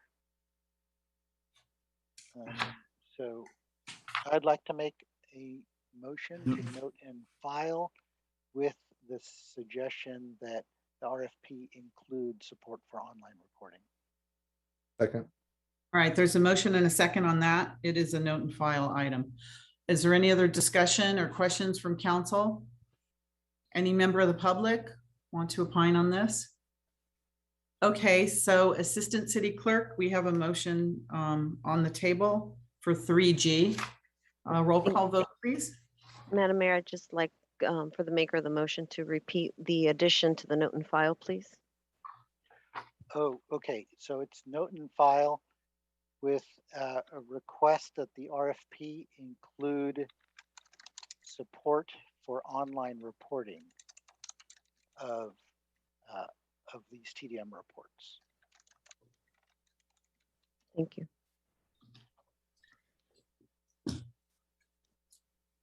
Councilmember Watanabe. No. Vice Mayor Shahal. Yes. Councilmember Hardy. Yes. Councilmember Park. Yes. Councilmember Jane. Yes. Councilmember Becker. Yes. Mayor Gilmore. Yes. And that passes 6-1. So I'm going to go down the list now, down in numerical order. Correct me if I'm missing something. We have item 3B pulled by Vice Mayor Chahal, Board and Commission and committee minutes. Thank you, Mayor, and sorry for the technical interruption. I logged into through my laptop now. So the only reason I pulled item 3B was I wanted to find out whether this was to update the minutes and also present the council a letter which was written by Senior Advisory Commission, which advocated basically to prioritize free shuttle services to the city and put this on priority for the whole council. Is this I know I discussed with one-on-one meeting with city manager. I just want to find out whether this item was brought forward for that only. The minutes, I believe it does say modified. I do believe that's the purpose. And the letter will be presented, I believe it's on January 25th. Okay. I may be wrong on my dates, but it will come as a separate pass through to the council. Okay, that was my request, that that letter may please be circulated to the whole council, as some of the senior advisory members have requested me why that letter was not present, because I was the one attending that meeting, basically. Thank you for bringing that to our attention. Thank you. So with that, I'll make a motion to approve the item number 3B. So note and file, yes. Okay, so we have a motion to note and file. I'll second it. Was there a second? I'll second it. Okay, second by Councilmember Hardy. Is there any other questions or discussion from the council or any member of the public on this item? All right, Assistant City Clerk, roll call vote, please, when you have a chance. Councilmember Watanabe. Yes. Vice Mayor Shahal. Yes. Councilmember Hardy. Yes. Councilmember Park. Yes. Councilmember Jane. Yes. Councilmember Becker. Yes. Mayor Gilmore. Yes, and that passes unanimously. All right, the next item we have is item 3H, action to adopt a resolution approving the water supply assessment for the proposed office complex at 2901 Tasman Drive. Councilmember Jane, you item. Yeah, so this item actually, is just an assessment for whether there's enough water to support this facility. But I was reading through the packet and discovered that where it quotes Santa Clara City Code, section 13.15.160, and it says, it is also the purpose and intent of the City Council to require the use of recycled water for all other non-potable uses where recycled water is made available.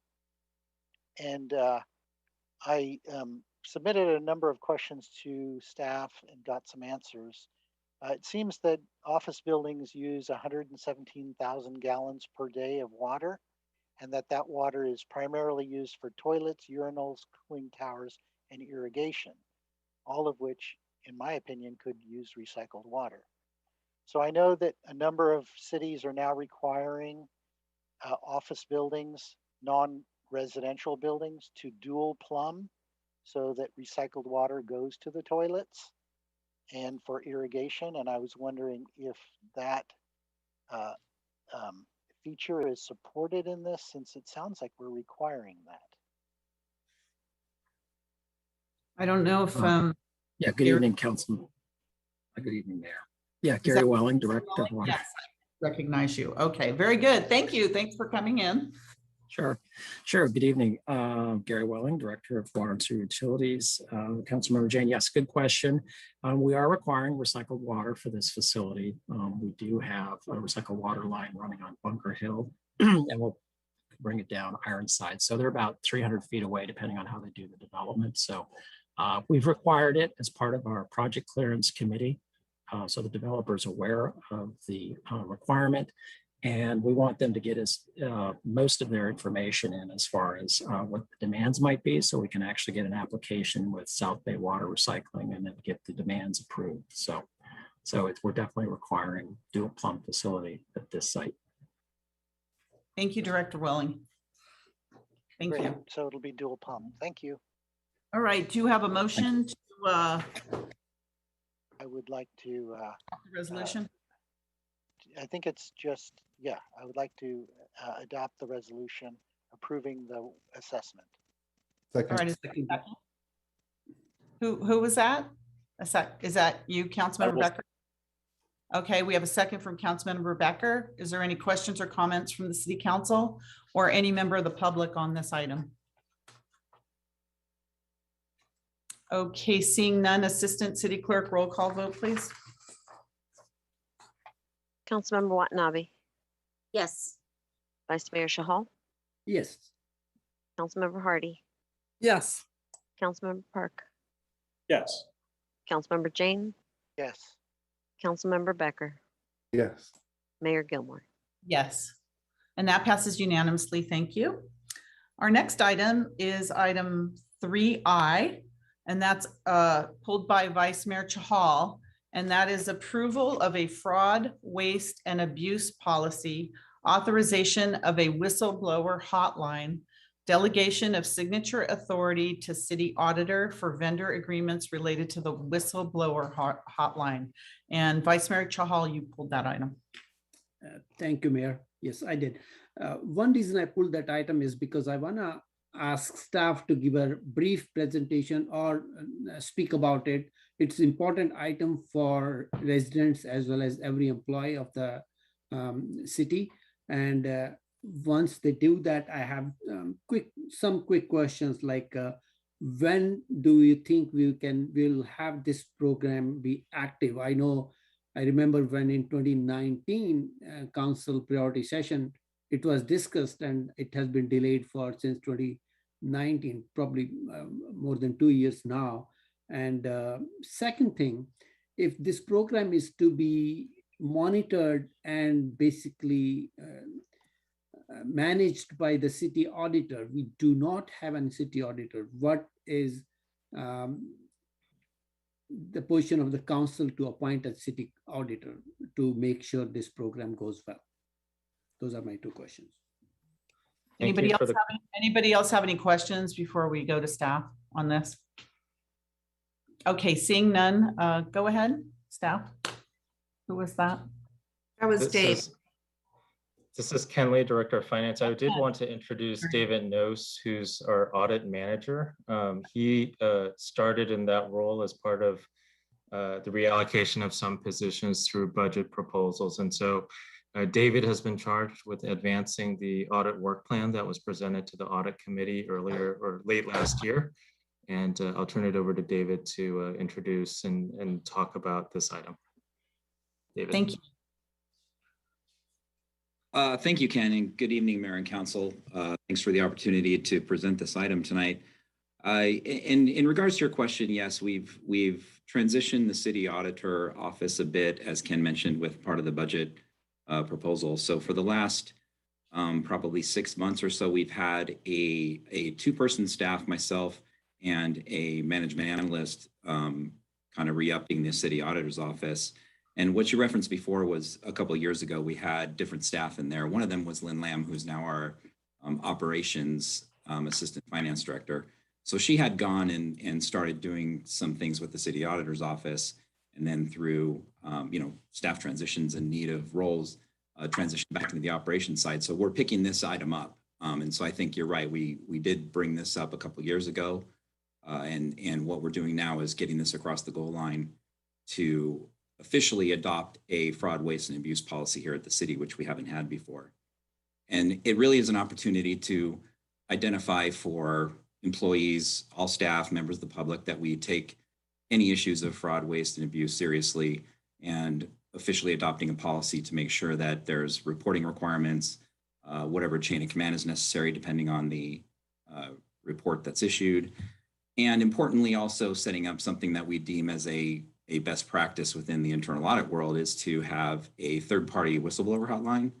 And what that hotline will do is provide an opportunity for all staff, as well as contractors that work with the city, any vendors, to go on and anonymously log any issues that they may have found, things that they think that are worth investigating. And in terms of resolving any fraud, waste, and abuse issues that happen, it's been proven that these third-party whistleblower hotlines have been a very effective means of determining if there are things out there that need to be looked at. So I think it accomplishes two things. One is to give us an idea, or, first and foremost, I guess, is to, reassure employees and everyone associated with the city that we take this seriously and that we're providing every means necessary of reporting anything. And secondly, it gives us a chance to investigate these things. And thirdly, it allows us to get a little bit of data going forward in terms of where we want to assess our internal audit activities moving forward. I think one of the important things is we've really not had a data collection mechanism here at the city in the past.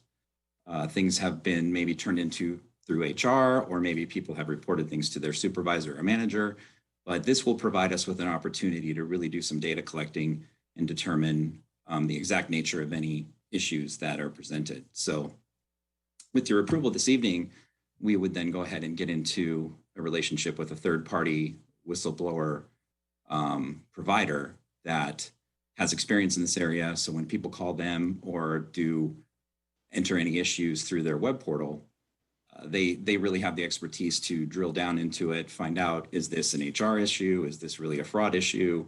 And so those things will be provided back to us in the internal auditor's office to where we can really hone in on what the actual claim is for.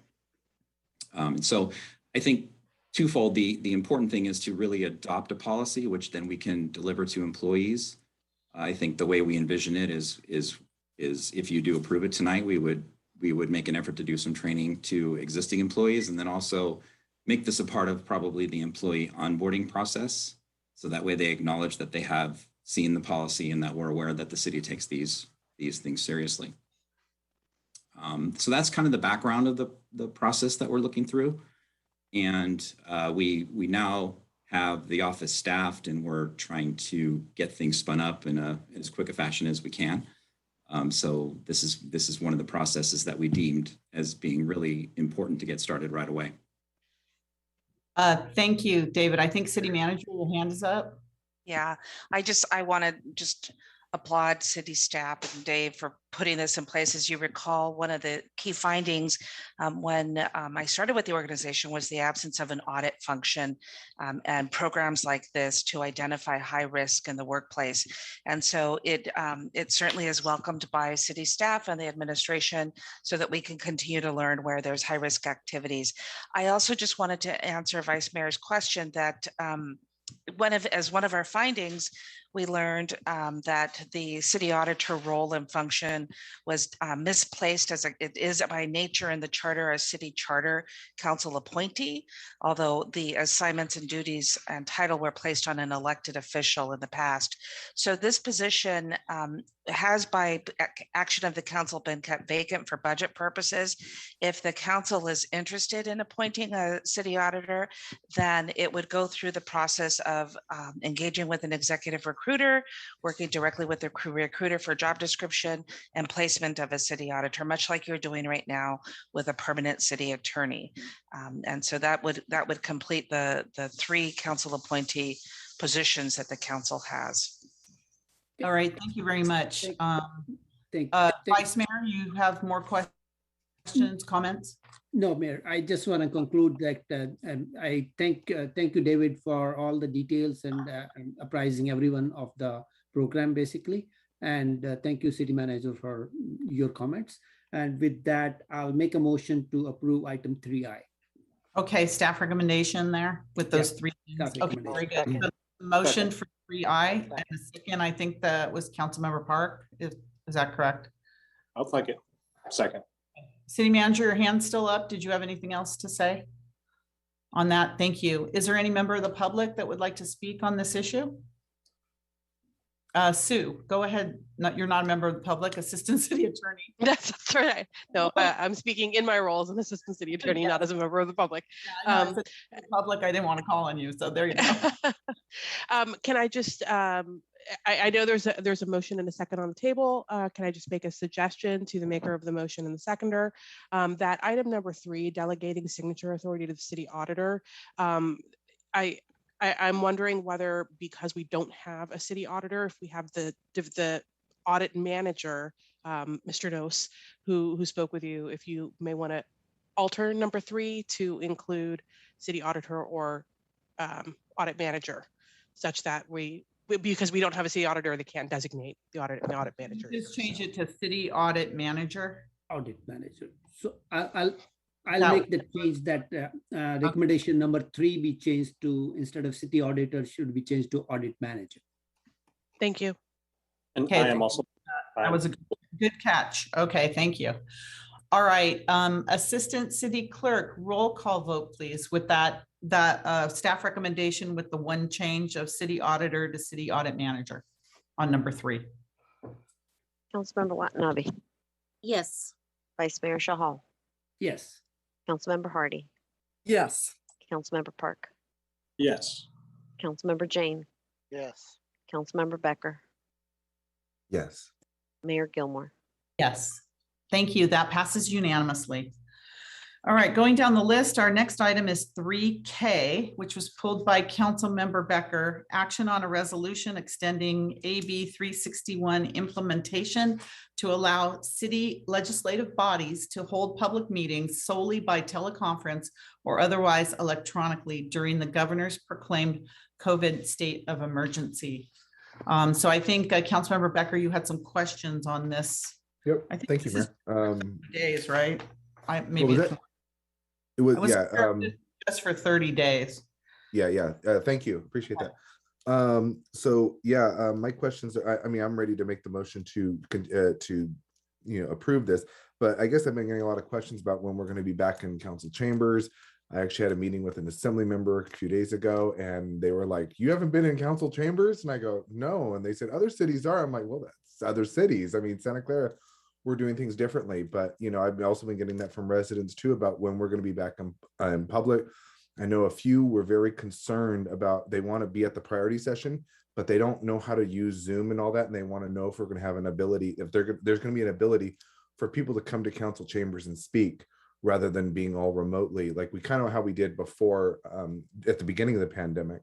But otherwise than that, I mean, besides a possible date, which I told a lot of people, I think it wouldn't be until March, considering all the cases that are going on right now. I know I was supposed to have a tour or a ride along with the fire department, and they had to reschedule with me as well because of the cases. So I could see probably about February, March area, but maybe if staff could give that answer to the public so they get a little better understanding. And if there will be an ability for people to come in and speak at our priority session or in the chambers, if possible, in the future for all of our residents moving forward.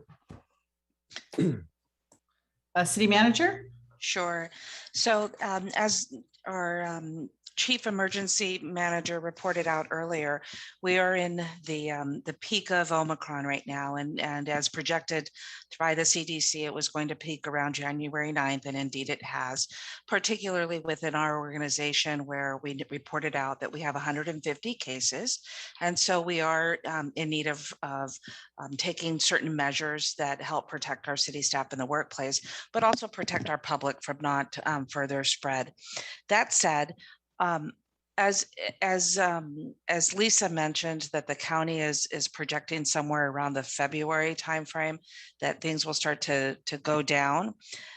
What I hear is somewhere between the March-April timeframe, and that's pending that another variant doesn't come. And so we're in a very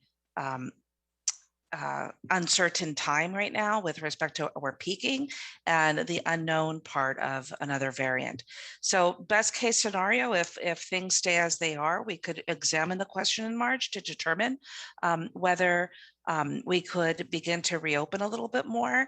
I do want to say, though, that it's very unlikely that by February 8th, people will be able to come into the chambers.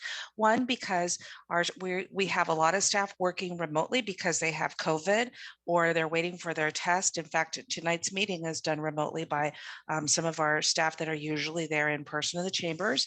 And our department does have, our IT department does have an unusual high outbreak of COVID. So all of these things will play into who can come in, where people can be. And because we have an outbreak and Omicron is highly spread, we do not want to bring people into the chambers where then possibly we could cause for another spread amongst city staff. I also just want to mention that I'm not certain what the assembly member was referring to.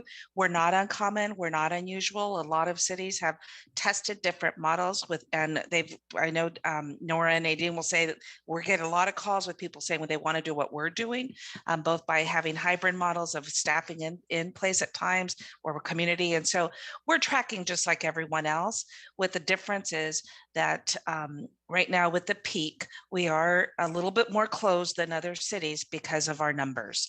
And so as we get those numbers down, we will begin to reopen the facilities. But I think our decisions have been wise and modeled after. So March, we'll look in and reevaluate the question. Thank you. Appreciate that response. And fingers crossed that there's no other variant. Yes, fingers crossed, no other variants. And thank you. I'm going to say about the one I just read about, but yeah, I won't talk about that. So yeah, don't jinx us yet.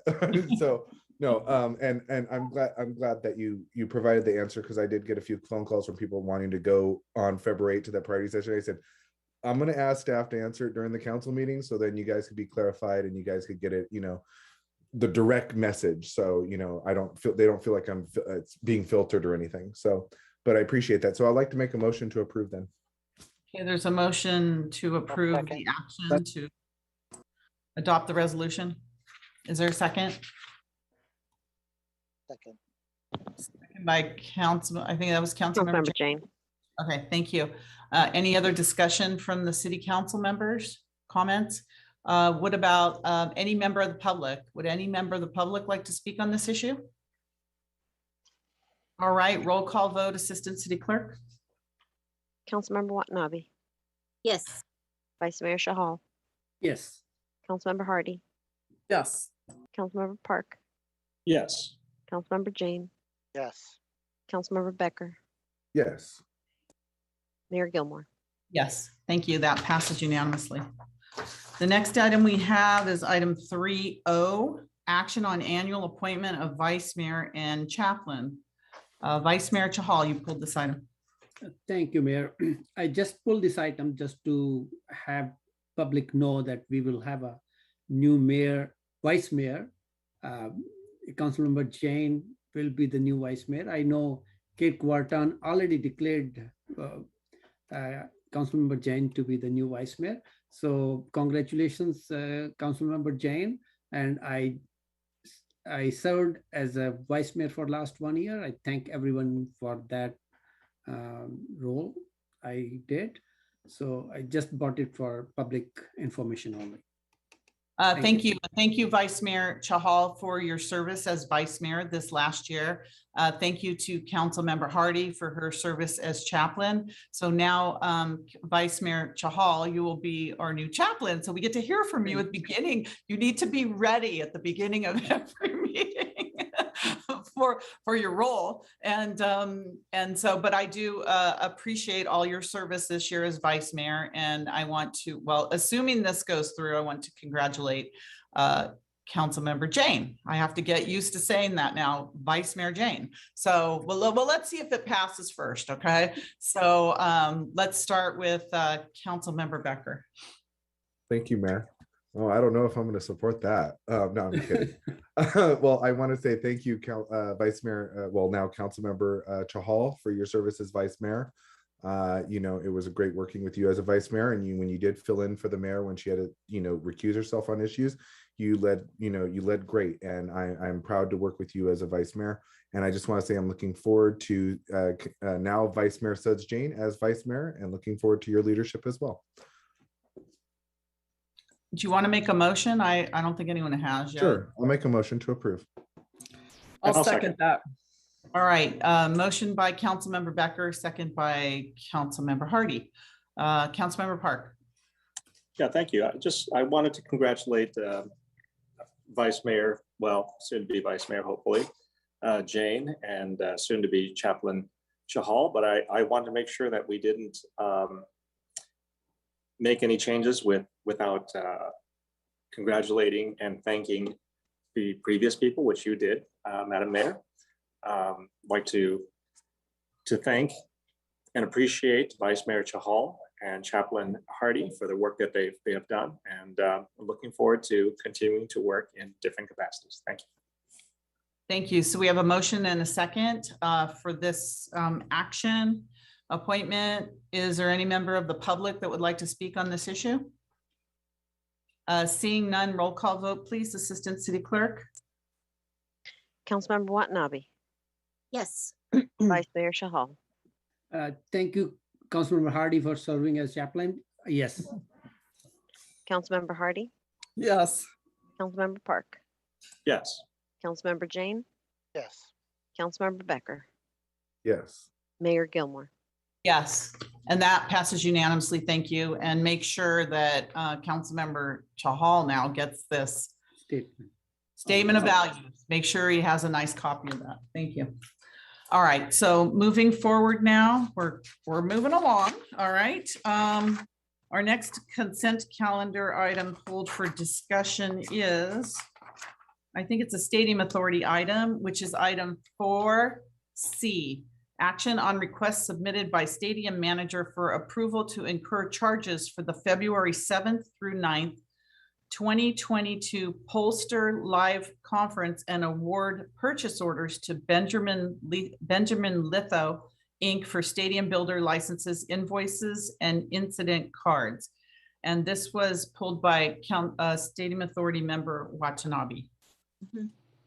Thank you, Mayor. And yes, I did pull those two items. I had read through the memo and saw that the expense that's being allocated towards this conference, and I guess it's the stadium manager that's going on this trip down to Beverly Hills, Hilton, for the conference. I was wondering if that's the other item.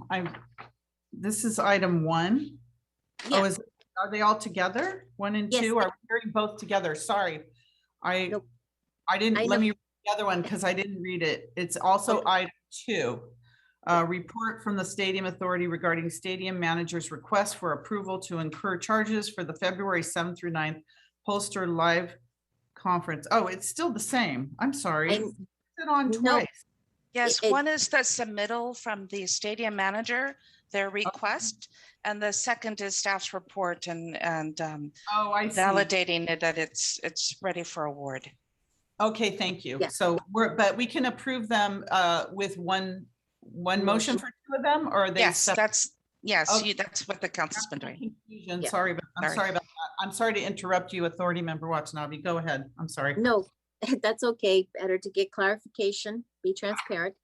So yes, as I read through the memorandum and the allocation that's been being asked for, I wondered if it's the stadium manager, I would imagine, who is attending this conference, because it is an expense that is reimbursed by the Stadium Authority. Does anybody from the Stadium Authority, namely the executive director, attend this conference, or have they ever considered attending the conference in the past? It sounds like it's a good opportunity to find out how promoters are promoting events and the processes. So that was one question related to that conference. And then there is another request for the incident cards that for I guess complaints by SBL holders, if I read it correctly, at the stadium. And so I was wondering, based on this expense, I don't know that I wanted to know, does the Stadium Authority receive copies of these incident cards, especially since we're paying for them, to find out what exactly is happening at the stadium? So those were my two questions based on this item. All right, is there any other questions from any other Stadium Authority members that you'd like to ask on this before I ask our executive director to respond? Okay, seeing none. Executive director, I don't know if you're able to respond to some of these items now. I can. I'll start with the last one first. I personally haven't seen the incident cards, but it doesn't mean that the issues that show up on the cards aren't addressed by staff, or that we're not brought into being aware of the issues that may come as complaints or concerns. So I will follow up more thoroughly if I can talk with staff and then reach out to the stadium manager on this question and respond via information memo or as a council inquiry. The second item, what we do is when we receive requests to attend conferences, we do evaluate it and also share information. We ask the stadium managers, this is an area where the convention center may be interested in attending also for promoting events, and see if the convention center or DMO staff are aware, DMO participants are aware of these types of conferences. I have not participated or attended any of these types of events, but we are making sure that there is awareness amongst the different opportunities within our portfolio of city services or public services. Do we receive a report back? Like, when we as council members, when we attend conferences, we usually give an update. We report from, especially since it's taxpayer money that's being used, to fund these conferences. If we don't get a report back, can I ask for a report back after this particular conference? So we do not receive a report back.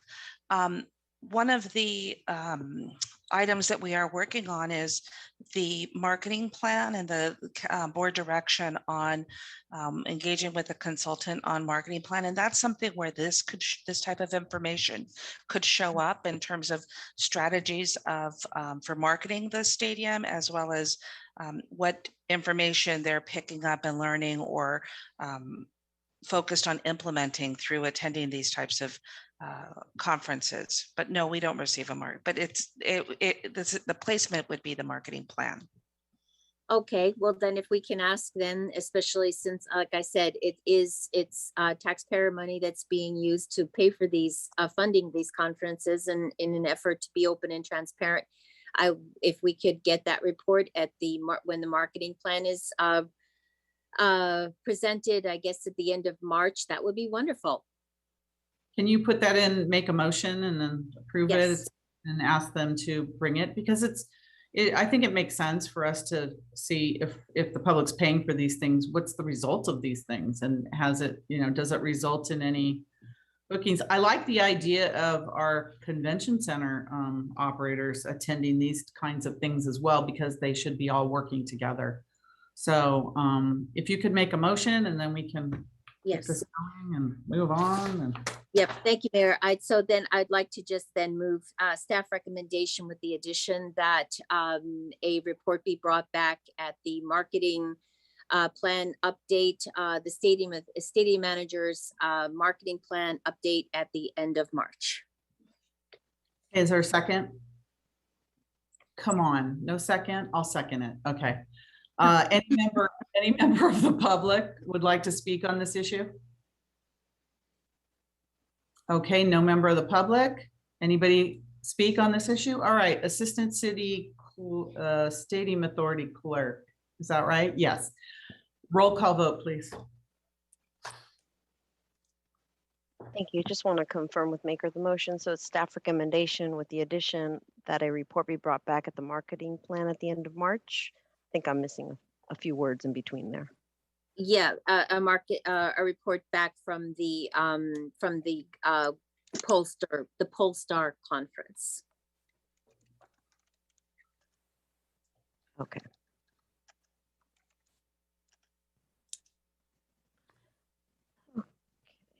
Board Member Watanabe. Yes. Board Member Shahal. Yes. Board Member Hardy. Yes. Board Member Park. Yes. Vice Chair Jane. Yes. That's going to take a little getting used to. Sorry. Board Member Becker. Yes. And Chair Gilmore. Yes, and that passes unanimously. Thank you. I'm going to ask that we take a 10-minute break for our staff down here. And it's 9:12, let's say 9:25, if we could be back here to give our staff down here a comfort break. So 9:25 back here. Thank you. And then we'll move on with the balance of the agenda. Thank you.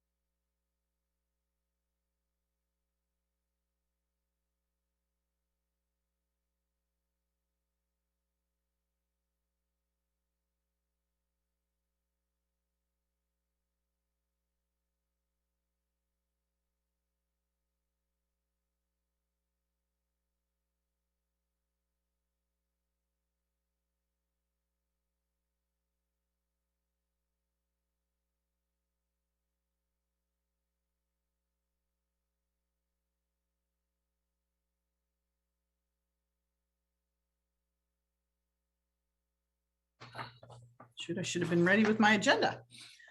Thank you everyone for the break. It's always very helpful. Our next item is public hearing general business. Consideration of Silicon Valley Power quarterly report update. Director Pineda? Is he here? He probably didn't expect to get on so early. Is he here? He is here, and we do Yes. have a PowerPoint. All I hear right. him laughing. Very He's here. good. Thank you, Mayor. Yes, I am here. Pleasure to be here, Mayor, members of the council. Manuel Pineda, Chief Electric Utility Officer. And yeah, you know, it's a pleasure to be here a little earlier than I normally am. So I can't complain about that. I do have a very short presentation for you, and I will pull that up.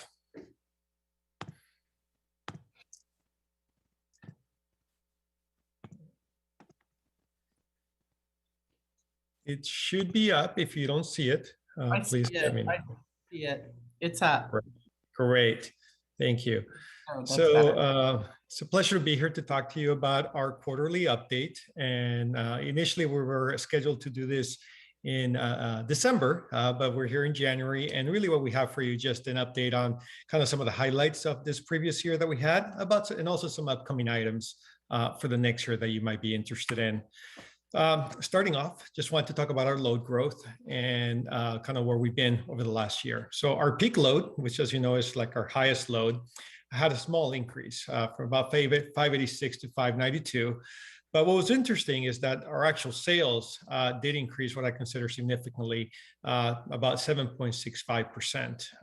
You can see the increase in sales from a gigawatt hour number.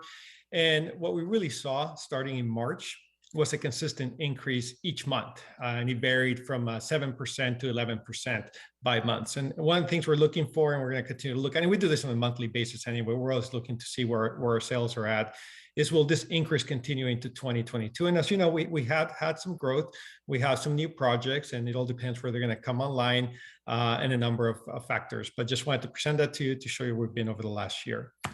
So I have a couple of slides on our 2021 accomplishments. And I just want to note that, of course, you see a lot of items for Silicon Valley Power come to the council, and kind of what I wanted to do today, just give you a flavor of some of the things that were completed. Obviously, it's not comprehensive; can do that into slides. We need a lot more than that. But and it's a mix of things you've seen before, but also things that you might not be aware of. So for one of the key items that we've been working on, and I talked to you about this before, is just the number of contractual items that we're being able to process. Over the last 18 months, we did over 500, and this past year we did 300, which is great work by a lot of people within SVP. We also have taken an approach to doing a number of master agreements to do our work, and we entered into master agreements totaling $40 million. We have completed an analysis of our load development fee. So we're going to be bringing an update for you. This was a significant effort to council, currently scheduled for the second meeting in February. We have our GNR power plant, and actually I think I have a little more detail on that as part of the next item. We completed our SCADA project, a full update to our SCADA project, which is going to modernize the whole system. That's actually completed today after working on it for a long time. Of course, solar resources and hydro resources, renewable energy, something you see throughout the year. I've done a lot of presentations for you on our electric vehicle charging, and we had a whole quarterly report on rebate programs, including electric vehicles, and that was a significant component of last year. And you approved today the South Loop project, the award for contract. And I think I probably have presented to you 15 to 20 times on the easements for those projects. A lot of work for staff that continues, but we're getting there. So it's almost all there. We do have rights pretty much over all the property at this point. A few months ago, we presented to you our 3-year growth plan strategy with a number of projects we're going to be working on. That was a significant accomplishment that's really setting our vision for the next few years. We completed expansions to some substations. We pretty cool, develop a historical electric outage GIS map. And now we're using that information to help us do things like proactive tree trimming. So trying to be more proactive as we talk about on all the maintenance work that we do. We are working through some new employee classifications. I think we like to think that we have current classifications, but as the utility evolves and modernizes, we're also trying to modernize what those positions mean within the utility itself. And we have shared with you that the staff has done a great work has won multiple awards throughout the year. I'm not going to go to the full list for you, but very proud of the entire group. So coming this year, we have an additional many items. I want to highlight some for you. One of the things we want to continue to do is our strategic approach to contracts. You've seen us do that this past year and a half. We need contracts just to do our day-to-day business, and there's a lot of them. We also have the master agreement approach that we're using to do a lot of the key things we just need to do on a regular basis to keep the lights on and be able to kind of maintain the facilities. We have substation agreements for new development that we work on. And right now, last time we checked, and we track this regularly, we have about 250 open contractual items, which is a lot that we've been doing. And one of the things you're going to see this coming year is we're going to try to take more comprehensive council actions. We're going to bring more items batched together for you as part of the agenda, just to be able to keep up with all the work that we need to do. We're looking at a 300 megawatt wind project. We're hopeful that we can have something for you in April or so of this coming year. Just with any project at large, there's always items that come up, and we're working through those items. And one item that I have presented to you many times before, and we sent email updates, is our battery storage project. And it's a 50 megawatt. We've been working on it for a while. We run into some roadblocks, switch vendors, and it has been significantly affected by the current supply chain issues. And really what we're doing now is we need to make a final decision whether it makes sense for us to do that, whether the project can be completed, whether we can work around these issues. And we are meeting weekly. The staff's meeting weekly to try to see if there's a final project we can bring to you in the next few months. We talked about the growth plan, and we have some big items coming up. We have our program management contract that we started on, and we'll be coming to council to help us manage all these projects that are going to be happening, like the one we discussed a few months back. Our 2 receiving stations that are pretty old, becoming obsolete, and also need to be expanded. Just those 2 projects alone, as a reminder, are going to be $120 million construction contracts. And in addition to that, we're going to look at bond financing. We've taken some actions already to help us explore that. I mentioned earlier that we completed the update to the load development fit, the analysis, and we'll bring that for your consideration in late February to update and look at that comprehensive study. And the last piece I wanted to touch on is updating our org chart and addition of new positions. As we talked about, we have created some new classifications to kind of help better meet our needs. We want to make sure that we can meet our existing needs. And as you can tell, even by the contracts and some of our maintenance work, we have a lot of existing needs, but we also know we're expanding. We're going to have all these projects that we discussed before. We have all the substations that are coming in. We have additional growth that we expect we'll continue to see. The question is how fast. And really just want to strategically plan for that. And you will see in the next few months some requests for additional positions. We are still dealing with a 21% vacancy rate, which is about 43 vacant positions. We're actively recruiting for that. I think we have over 30 positions that are in the recruitment stage at different levels. So we're actively recruiting, but we also know that this is a pretty fluid number, that when we get new people, we also lose good people at the same time. So it's something that we always have to work on. And to finish off, I want to lose sight that this past year was our 125th year anniversary. We had a previous presentation on this. Just wanted to highlight some pictures, something positive, starting with our little bear here with a 125-year sweater. I never got a bear, but at least I have the picture now, so I can put that in my office. I'll print the picture out. I couldn't help myself, but have Kathleen at one of our community events, dressed like the red-nosed reindeer, I believe, and also taking a selfie, as well as some other people. Okay. Huh? Is that what that is? The red-nosed reindeer? Yeah, I believe so. That's my guess. I'll have to ask her later. So as well as just some other pictures that reflect kind of where we're at, some of the technology improvements that we talked about, really as we modernize moving forward. So with that concludes the quarterly update, and I'm of course available for any questions. Well, thank you. Thank you for this update. It's very positive, and I want to congratulate you, Director, and all of your staff at Silicon Valley Power for the excellent service that you provide to our residents, and the responsiveness that SVP has to our community, I think is so wonderful. And I hear all the time about how responsive and professional and helpful Silicon Valley Power is to the community. So you're a really treasured department in our list of treasured departments in the city. And I think all of those awards that you have won are very well deserved, and we're really proud of everything you've done. So I just wanted to make sure that I made those comments to you. We have some council questions, starting with Councilmember Hardy. Thank you. I want to echo that we're very proud of you. And when my students say, are they going to cancel school for any reason, flooding or whatever? I said, only if the power goes out, and the power doesn't go out. So don't hold your breath, because we live in Santa Clara, which is wonderful. Now, I love your presentation. I have to tease you because I've gotten after you sometimes for speaking in letters. You use SCADA, GIS, KRS, and SRS, and didn't tell the public what those were. So I was just going to give you the chance to do that. Mayor, and I assume we'll do questions like we normally do and go through. So yeah, is that it, Councilmember Hardy? Yes, thank you. All right, Councilmember Chahal. Thank you, Mayor.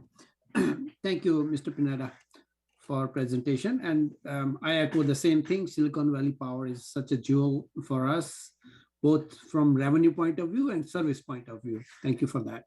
I have a question, like you did mention the analysis of the load development fees, which will be presented to council in February.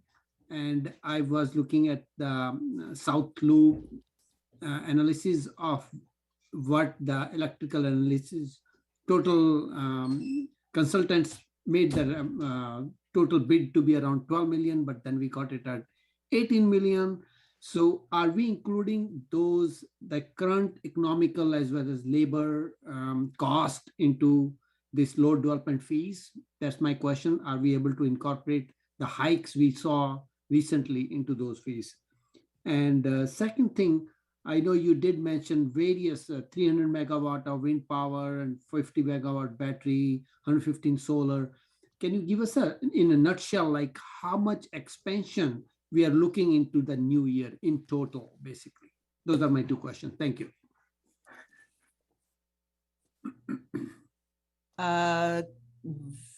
Vice Mayor Jane. Sorry. Thank you, Mayor. Yeah, when I talk to other people around the Bay Area, they're like, our power is always out.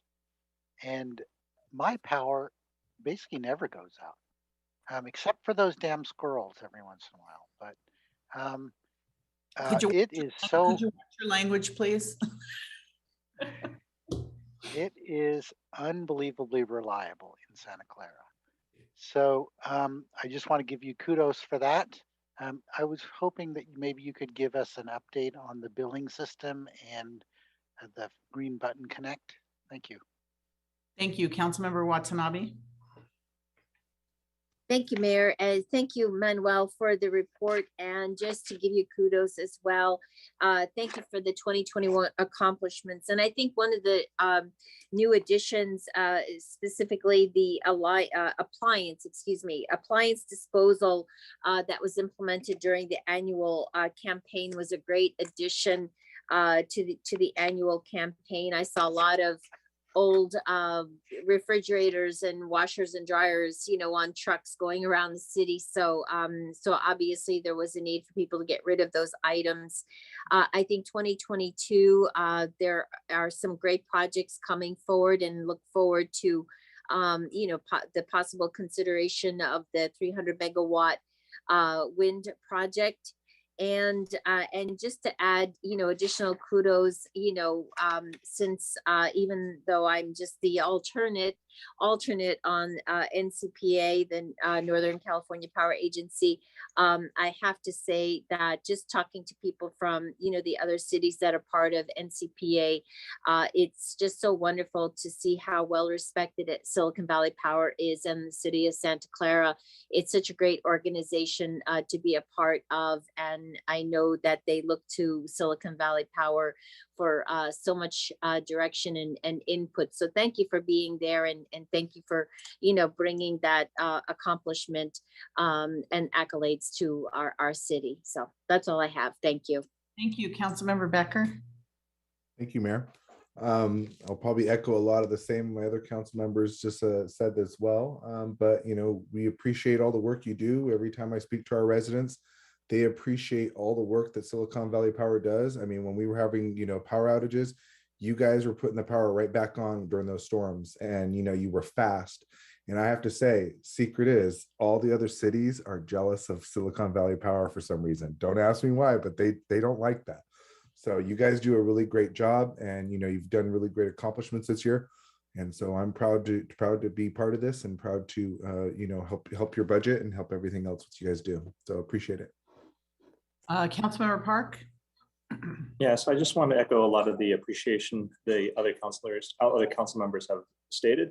As an engineer, I really appreciate the power that goes on. I really wish that Santa Clara would look into having an internet service company. Thank you. All right, I don't see any other hands. So Director Pineda, if you'd like to answer some of those questions, or at least as many as you can. Definitely, and I apologize if I looked to the side as I took notes on what the questions were. So, and then I do want to say, Councilmember Hardy, I appreciate you letting me know about the letters. And it's funny, I actually did have, and I'll give credit to Alan, because I do have the whole team here, the whole management team here, who speaking of KRS and SRS, he said, we want to spell it out, and I said, no, I'm going to verbally say it. And of course, when the presentation came, I didn't. So I do have to give credit for Alan for pointing it out. And next time I will listen to him. Thank you. When he tells me that. So SCADA is our supervisory control and data acquisition system. And basically, it's the system that kind of helps us control the entire system, and it's going to, the update's going to help us with operations, cybersecurity, compliance. So it's a significant accomplishment that took a long time to complete. Well, we're happy it's done. GIS is a geographic information systems. KRS and SRS are the Kuiper receiving station and the Scott receiving station. And then I was about to say Vice Mayor Chahal. It's going to take me a second as well. Councilmember Chahal, on the load, the quick answer is yes. We do take into account updated costs as part of the load update that we're doing. And then we had a question on renewable energy and the type of contracts we might be seeing. And I just want to note that we actually have a monthly meeting on our contracts and energy contracts and opportunities and options. I will say that we're looking right now about 700 megawatts of renewable energy contracts. We rank them at different levels. So I don't want to say we'll have 700 megawatts in front of you. They all won't work out. It's just the way of the business. And we rank them at probability levels, high, mid, low. But we work on them, and depending on what the issues might be to actually build, to connect, what the prices are. But currently we're working on about 700 megawatts that are possible options, and they all have different levels of probability.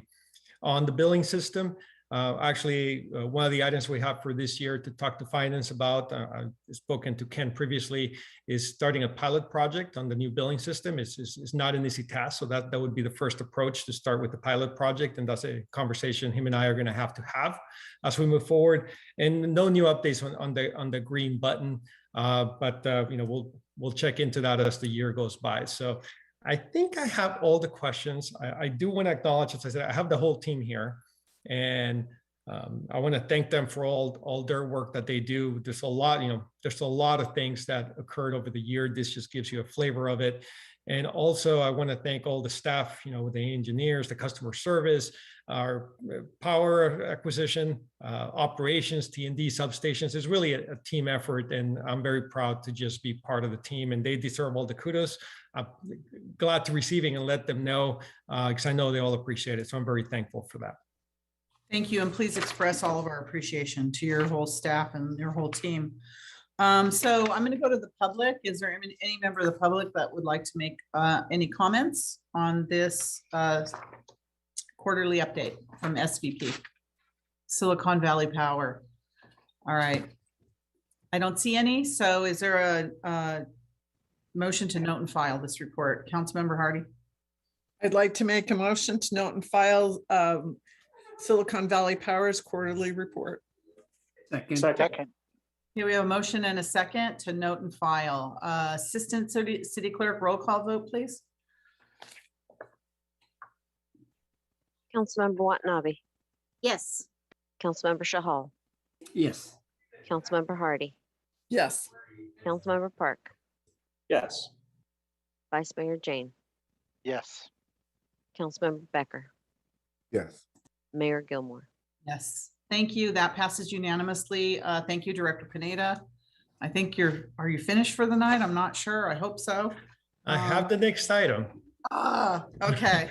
Close. All right, let's move on to the next item, which is item number 6, action on a resolution authorizing the city manager to award and execute agreements, amendments, purchase orders, and change orders with various vendors as required to complete emergency repairs, corrective and preventative maintenance at the Gianera generating station, including purchase of a spare rotor, increasing previous authorization to an aggregate amount not to exceed 12 million, and related budget amendments.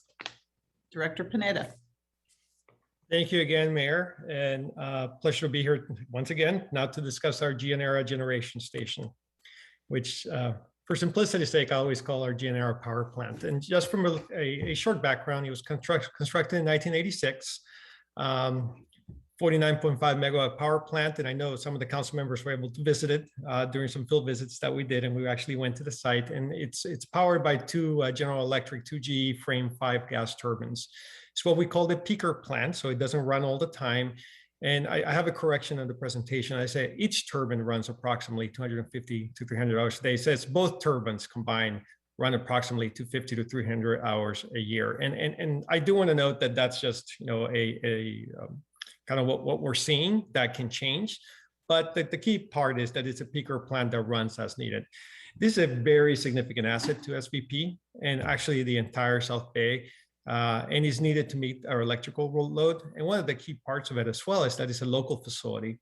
So the availability of this peaker plant is not affected by either PG or CAISO transmission capacity. In addition to that, it has a positive financial benefit, and it definitely must be in place during the hot months to ensure system reliability for us and the South Bay. So from a background, kind of where are we at? And even though it's for $12 million, the request today is for an additional $2 million to previous funding that has already been approved and worked, and some work that's been completed. So we started some work on Unit 2, where there were some issues with the generator and accessory gearbox that were significant. We could not operate the facility.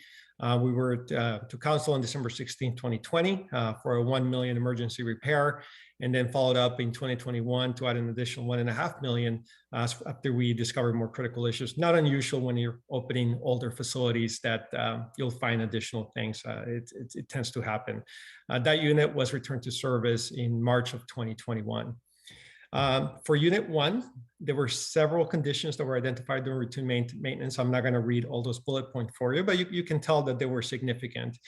And on May 4th, 2021, we came back to you to increase that resolution, the authorization to 10 million, because we wanted to complete a major overhaul at the same time. And major overhaul is it's a maintenance procedure that you should be doing to the turbines.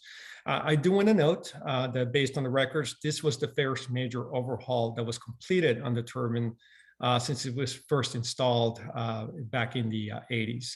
And that unit was returned to service on September 14th, 2021.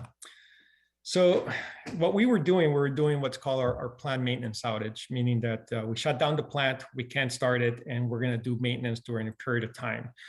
During that outage for Unit 2, and that was happening in November, we identified significant damage where it was unserviceable. We could not run the unit. We already had a major overhaul for that unit planned for spring 2022. So that was coming. As I mentioned, we did one for Unit 1. We knew we had to do one for Unit 2. They never really been done before. So they were due for a period of time now. And we also identified additional repairs that required return to service. So what we want to do is take care of everything in one shot. These are separate from the previous items. It's not something that wasn't done correctly. These are new items, as well as the major overhaul that was already planned that needs to be completed.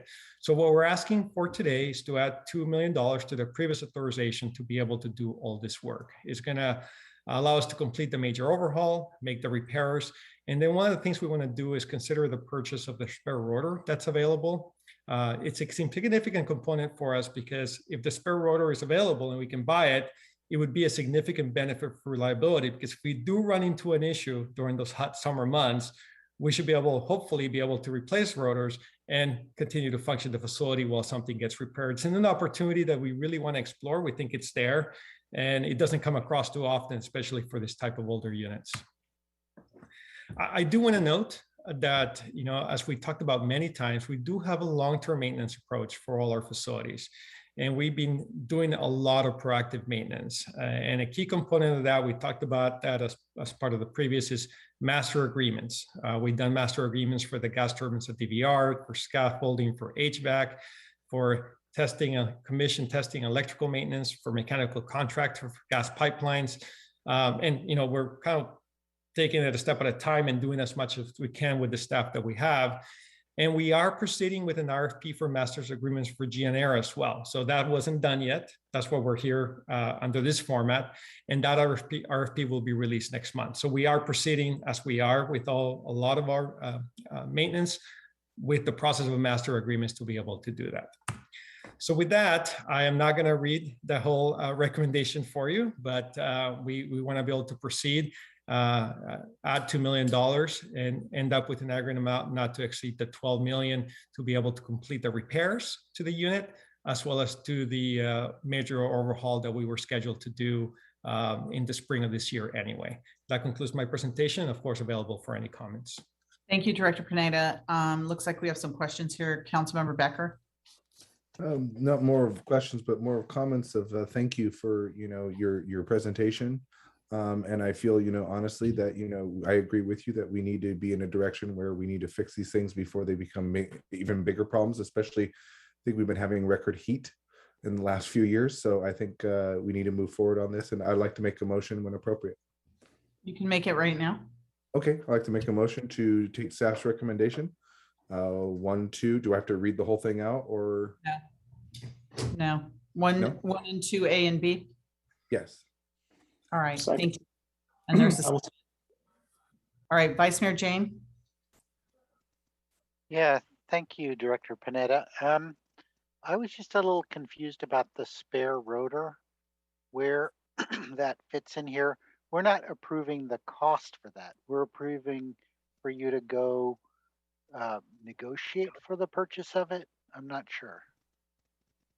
Yeah, so oh, sorry. I don't know if there's any other questions about to jump in. I don't see any other hands, so go ahead. Yeah, why don't you answer this? Yeah, so it's within the, it would fit within the $12 million appropriation that we have in front of you today. That we, not the appropriation, but the authorization that you would give us. So based on the estimates that we have, it would fit within that. Of course, as with any purchase like that, we want to go through the appropriate process, make sure we're satisfied, the vendor's satisfied, it works and meets our needs. But this authorization does give us the ability to get that rotor. Okay, it includes the cost of that. Thank you. It does, yes. Okay, so we have, are there any other council questions before we go to the public? All right, is there any member of the public that would like to speak on this issue? I don't see any hands. Assistant City Clerk, do you see any hands or any e-comments or anything? I do not see any hands. All And right. I don't have anything in writing as well.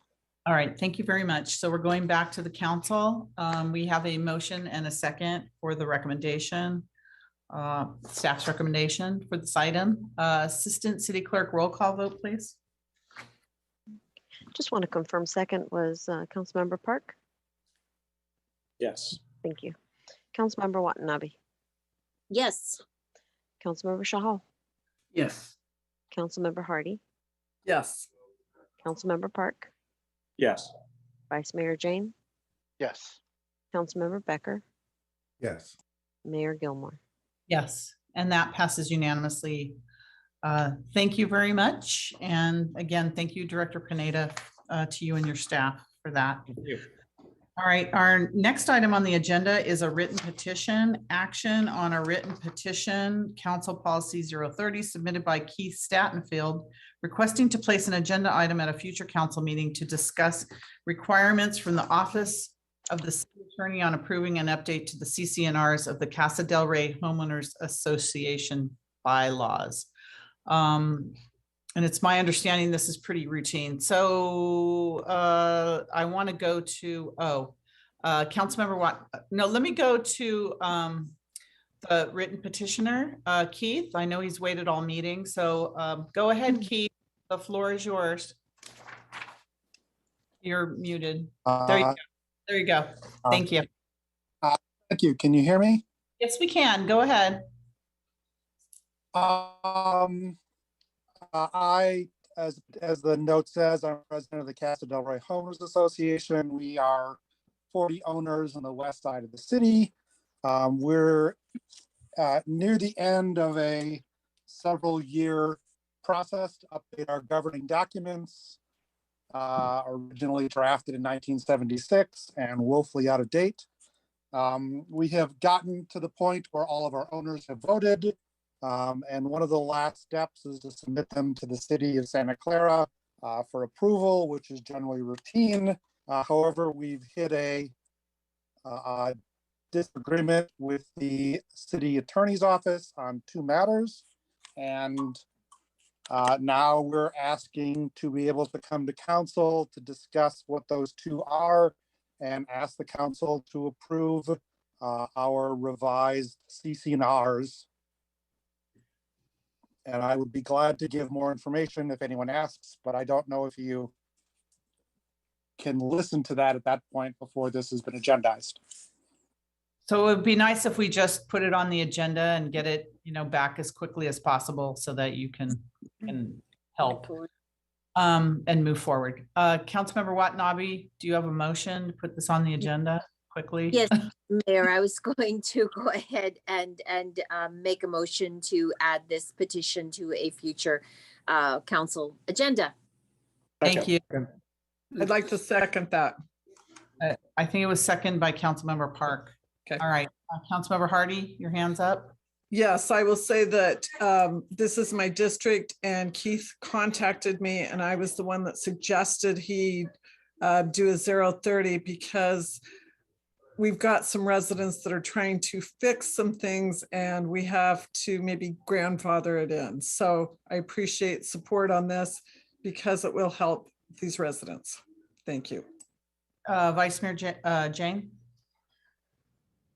Yeah, I just want to make sure that we're not running into a legal problem because it sounds like it's the attorney's office that has a problem with this. That's why we're putting it on the agenda. That's why it would go on the agenda. It's fine to go on the agenda for a substantive discussion, Councilmember Jane. The city code calls for that, actually. Okay, great. Thank you. Thank you. So we have a motion and a second to place this on a future agenda. Without any further discussion, Assistant City Clerk, roll call vote, please. Councilmember Watanabe. Yes. Councilmember Shahal. Yes. Councilmember Hardy. Yes. Councilmember Park. Yes. Vice Mayor Jane. Yes. Councilmember Becker. Yes. Mayor Gilmore. Yes, and that passes unanimously. And thank you, Mr. Statenfield, for staying so long tonight. And we'll get that back as soon as we can. All right, reports of members and special committees. Do we have any reports from council members? Councilmember Becker. Thank you, Mayor.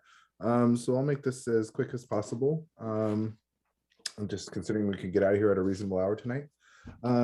Let's see. So I am going to make a report on, I went to go see stadium operations on, I believe it was January 2nd. I went on the operations tour to see how everything operated. I ended up, afterwards, I actually paid for my parking. And then I also paid for my ticket to go to the game as well. And so if anyone does want to see those tickets, please put in a PRA and I can provide those for you. At the same time, I got to see basically everything. I mean, this was, going to a stadium, I guess you would say years ago as a resident, probably what, 2017, I didn't get to see how everything operated. I didn't get to see how traffic was afterwards, because as a resident, you just look at traffic as a problem. As now a council member, I get to see things as in a full view. And trust me, it was an incredible thing. Seeing how, one, I got to applaud our security. They I don't know, my internet connection keeps going in and out. Looks like, sorry about that if I was breaking up. But I gotta say that our public safety was, top shape. Operations were incredible and smooth. The security was very strict, which was great, because when we were trying to see certain aspects on the field, they would not even let the two people we were with through. They had to actually call to get permission to take us out on the field, which I am very proud that we have that type of security at the stadium. I also got to see how operations were at the parking lots. That's because I ended up paying for my own parking because I wanted to know what was going on over there. After the game as well, I got to see all the operations of how things ended. I watched everybody leave the stadium. I watched, basically I walked all the way back to where my car was. I got out of the area in a very quick amount of time. I would say it took me about 10 minutes to get out of the parking lot, which is Blue Lot, all the way over where the new Patrick Henry plan is going to be built. It took maybe 10 minutes. I'd say maybe the most 12 to 13 minutes to get all the way to Lawrence Expressway and then out. And then that's when I would backtrack later on and come back to the north side, basically into the neighborhoods near the stadium, and watched everything that went on there. I saw actually people that were going to a house that actually went to the game, coming to their car and pulling out of somebody's driveway because they actually know the people that live there. So I thought that was pretty interesting, considering how we hear about maybe people being in the neighborhoods. I saw somebody actually parked in a driveway, pulling out of their driveway because they actually know the people that live there. So that was kind of interesting. But I got to say, things were pretty smooth. Things went according to plan. There's things I may have not seen. I did have an incident where somebody in the bathroom, I think they might have had a little too much to drink, decided to get a little testy, but I think that's just some toxic masculinity out there. But you expect that all the time with any game or any event. So, but other than that, everything was perfect. I mean, the traffic getting out was so quick compared to 2017. It's night and day. And again, I have to, say a lot about our public safety and how proper it was and how down it was just perfect. And I think that is a very positive thing for our residents to feel safe, as well as people who do come to our city to go to these games. When I was in the parking lots, I saw officers driving back and forth through parking lots to make sure to basically to see what's going on. So I really did enjoy this tour and this whole operations. Again, we got to see the whole inside of the stadium, got to see what the operations leading up to it was. And again, I got to see planning staff up there about traffic, and they do such a great job. I mean, our city staff and our police are they're stellar people, and they really showed me a lot that is basically, going to help me make better decisions. And so if any of our council members never took a tour or went through these operations to see what you're dealing with, I highly suggest you do it. And I know, Mayor, you've probably done it in the past, and Councilmember Watanabe, I don't know who else has done it, but I'm really glad that I took this chance to see this as a council member and as somebody that's governing this stadium versus from when I was a resident years ago. And, and from 2017 to now, it's night and day. It is such a cleaner operation. Yes, I know it was probably only the Texans game and there probably is some differences and things, but this is something that I'll keep a close eye on, and I'm really appreciative of that I had this opportunity to go see this. And again, I did pay for my ticket and I did pay for my parking pass because I don't take free rides. And I wanted to make sure that people know that. And this is something that I wanted to do, and I think every council member should be doing this to make sure that they know what's going on at the stadium. So basically, that was my report on the stadium and what I did. And I appreciate seeing what our police officers have done, our city staff has done, and also what the 49ers have been doing at the stadium too, because this is working hand in hand with each other. And I think it's providing a lot of safety for our residents. And I spent a lot of time, 20 minutes after the game ended till probably getting out of the parking and out of Blue Lot, out into Lawrence. I spent probably about another 2 hours in the area after the game too, just to see how things went. Because again, I want to know what happens in my neighborhoods. I want to know what happens in the city because I represent this entire city. Yes, we're elected by districts, but we represent the entire city, and we want to make sure things are safe up in the north side for our residents too. So again, thank you, Mayor, for letting me speak on this, but this is something that I think I had to share with our residents because, I want to make sure that I'm providing as much transparency as possible about what our stadium operations are. And again, kudos to staff and public safety. You guys rock. Thanks again. Thank you. Would anyone else like to make any comments under reports? All right, city manager, executive director report. Nothing to report out except our calendar is out. I'll end it on a positive. When some people did not get their calendar, they thought that they didn't get it in the mail, and they thought it was late or a couple days, or their neighbor got it and they didn't get it. They were very people. I know. I did see a couple of Facebook posts. They do go out over time, so they're not all sent out and received on the same day. I think they started around December 31st or January 1st, and then just roll out. So it does take some time, but they're out. They look good. And we have extra copies, right? At some of our public facilities in the event. I can check. If we ordered extra copies and get back through through an email to council or through communications. Thank you. Very, very good. So that leads us to our adjournment, and Councilmember Watanabe has an adjournment that she'd like to read this evening.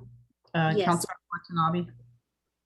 Thank you, Mayor. And I would like to read this adjournment of Gregoria Alvarez Reyes, who is the mother of Agustin, who's also known as Augie Reyes, who is the director of events at the Santa Clara Convention Center and been on the staff at the Convention Center for the last 33 years. Augie's mom, Gregoria Alvarez Reyes, was born on March 12, 1932 in San Luis Potosi, Mexico. She was one of 10 children born to Cosme and Remedios Alvarez. Her siblings are Domitio, Candida, Dolores, Aponiar, Lucio, Bernardino, Amparo, Eva, and Cristina. In 1952, she married the great love of her life, Emilio Reyes, in Texas. Together, they had 16 children: Rogelio, Roberto, Minerva, Emilio, Anicito, Ramon, Maria Elena, Armando, Gerardo, Gabriel, Arturo, Jose, Juan, Agustin, Carmen, and Alicia. They were married for 69 glorious years. Gregorio was a woman of deep, profound faith. She adored the love of her life, Emilio, with all of her heart and was always by his side. She had an unconditional love for her 16 children, her 25 grandchildren, and her 11 great-grandchildren. She welcomed her daughters-in-law and sons-in-law with open arms. She was beloved by all that knew her. May her memory be a blessing. Thank you, Mayor. Thank you, Councilmember Watanabe, and deep condolences to Augie on the loss of his mother. So may I please have a motion to adjourn in her memory? Motion. Could I have a second on that, please? Second. Okay, Yes, so I have a motion by Councilmember Becker, second by Councilmember Park, to adjourn in Ms. Reyes's memory. Assistant City Clerk, roll call vote, please. Councilmember Watanabe, Yes. Councilmember Shahal, Yes. Councilmember Hardy, Yes. Councilmember Park, Yes. Councilmember Jane. Yes, Oh, sorry, Vice Mayor Jane. it's okay. It's okay. Councilmember Becker, Yes. Mayor Gilmore. Yes. And that passes unanimously, and this meeting is adjourned. Good night, everyone, and good night to all our public members and city staff as well. Good night.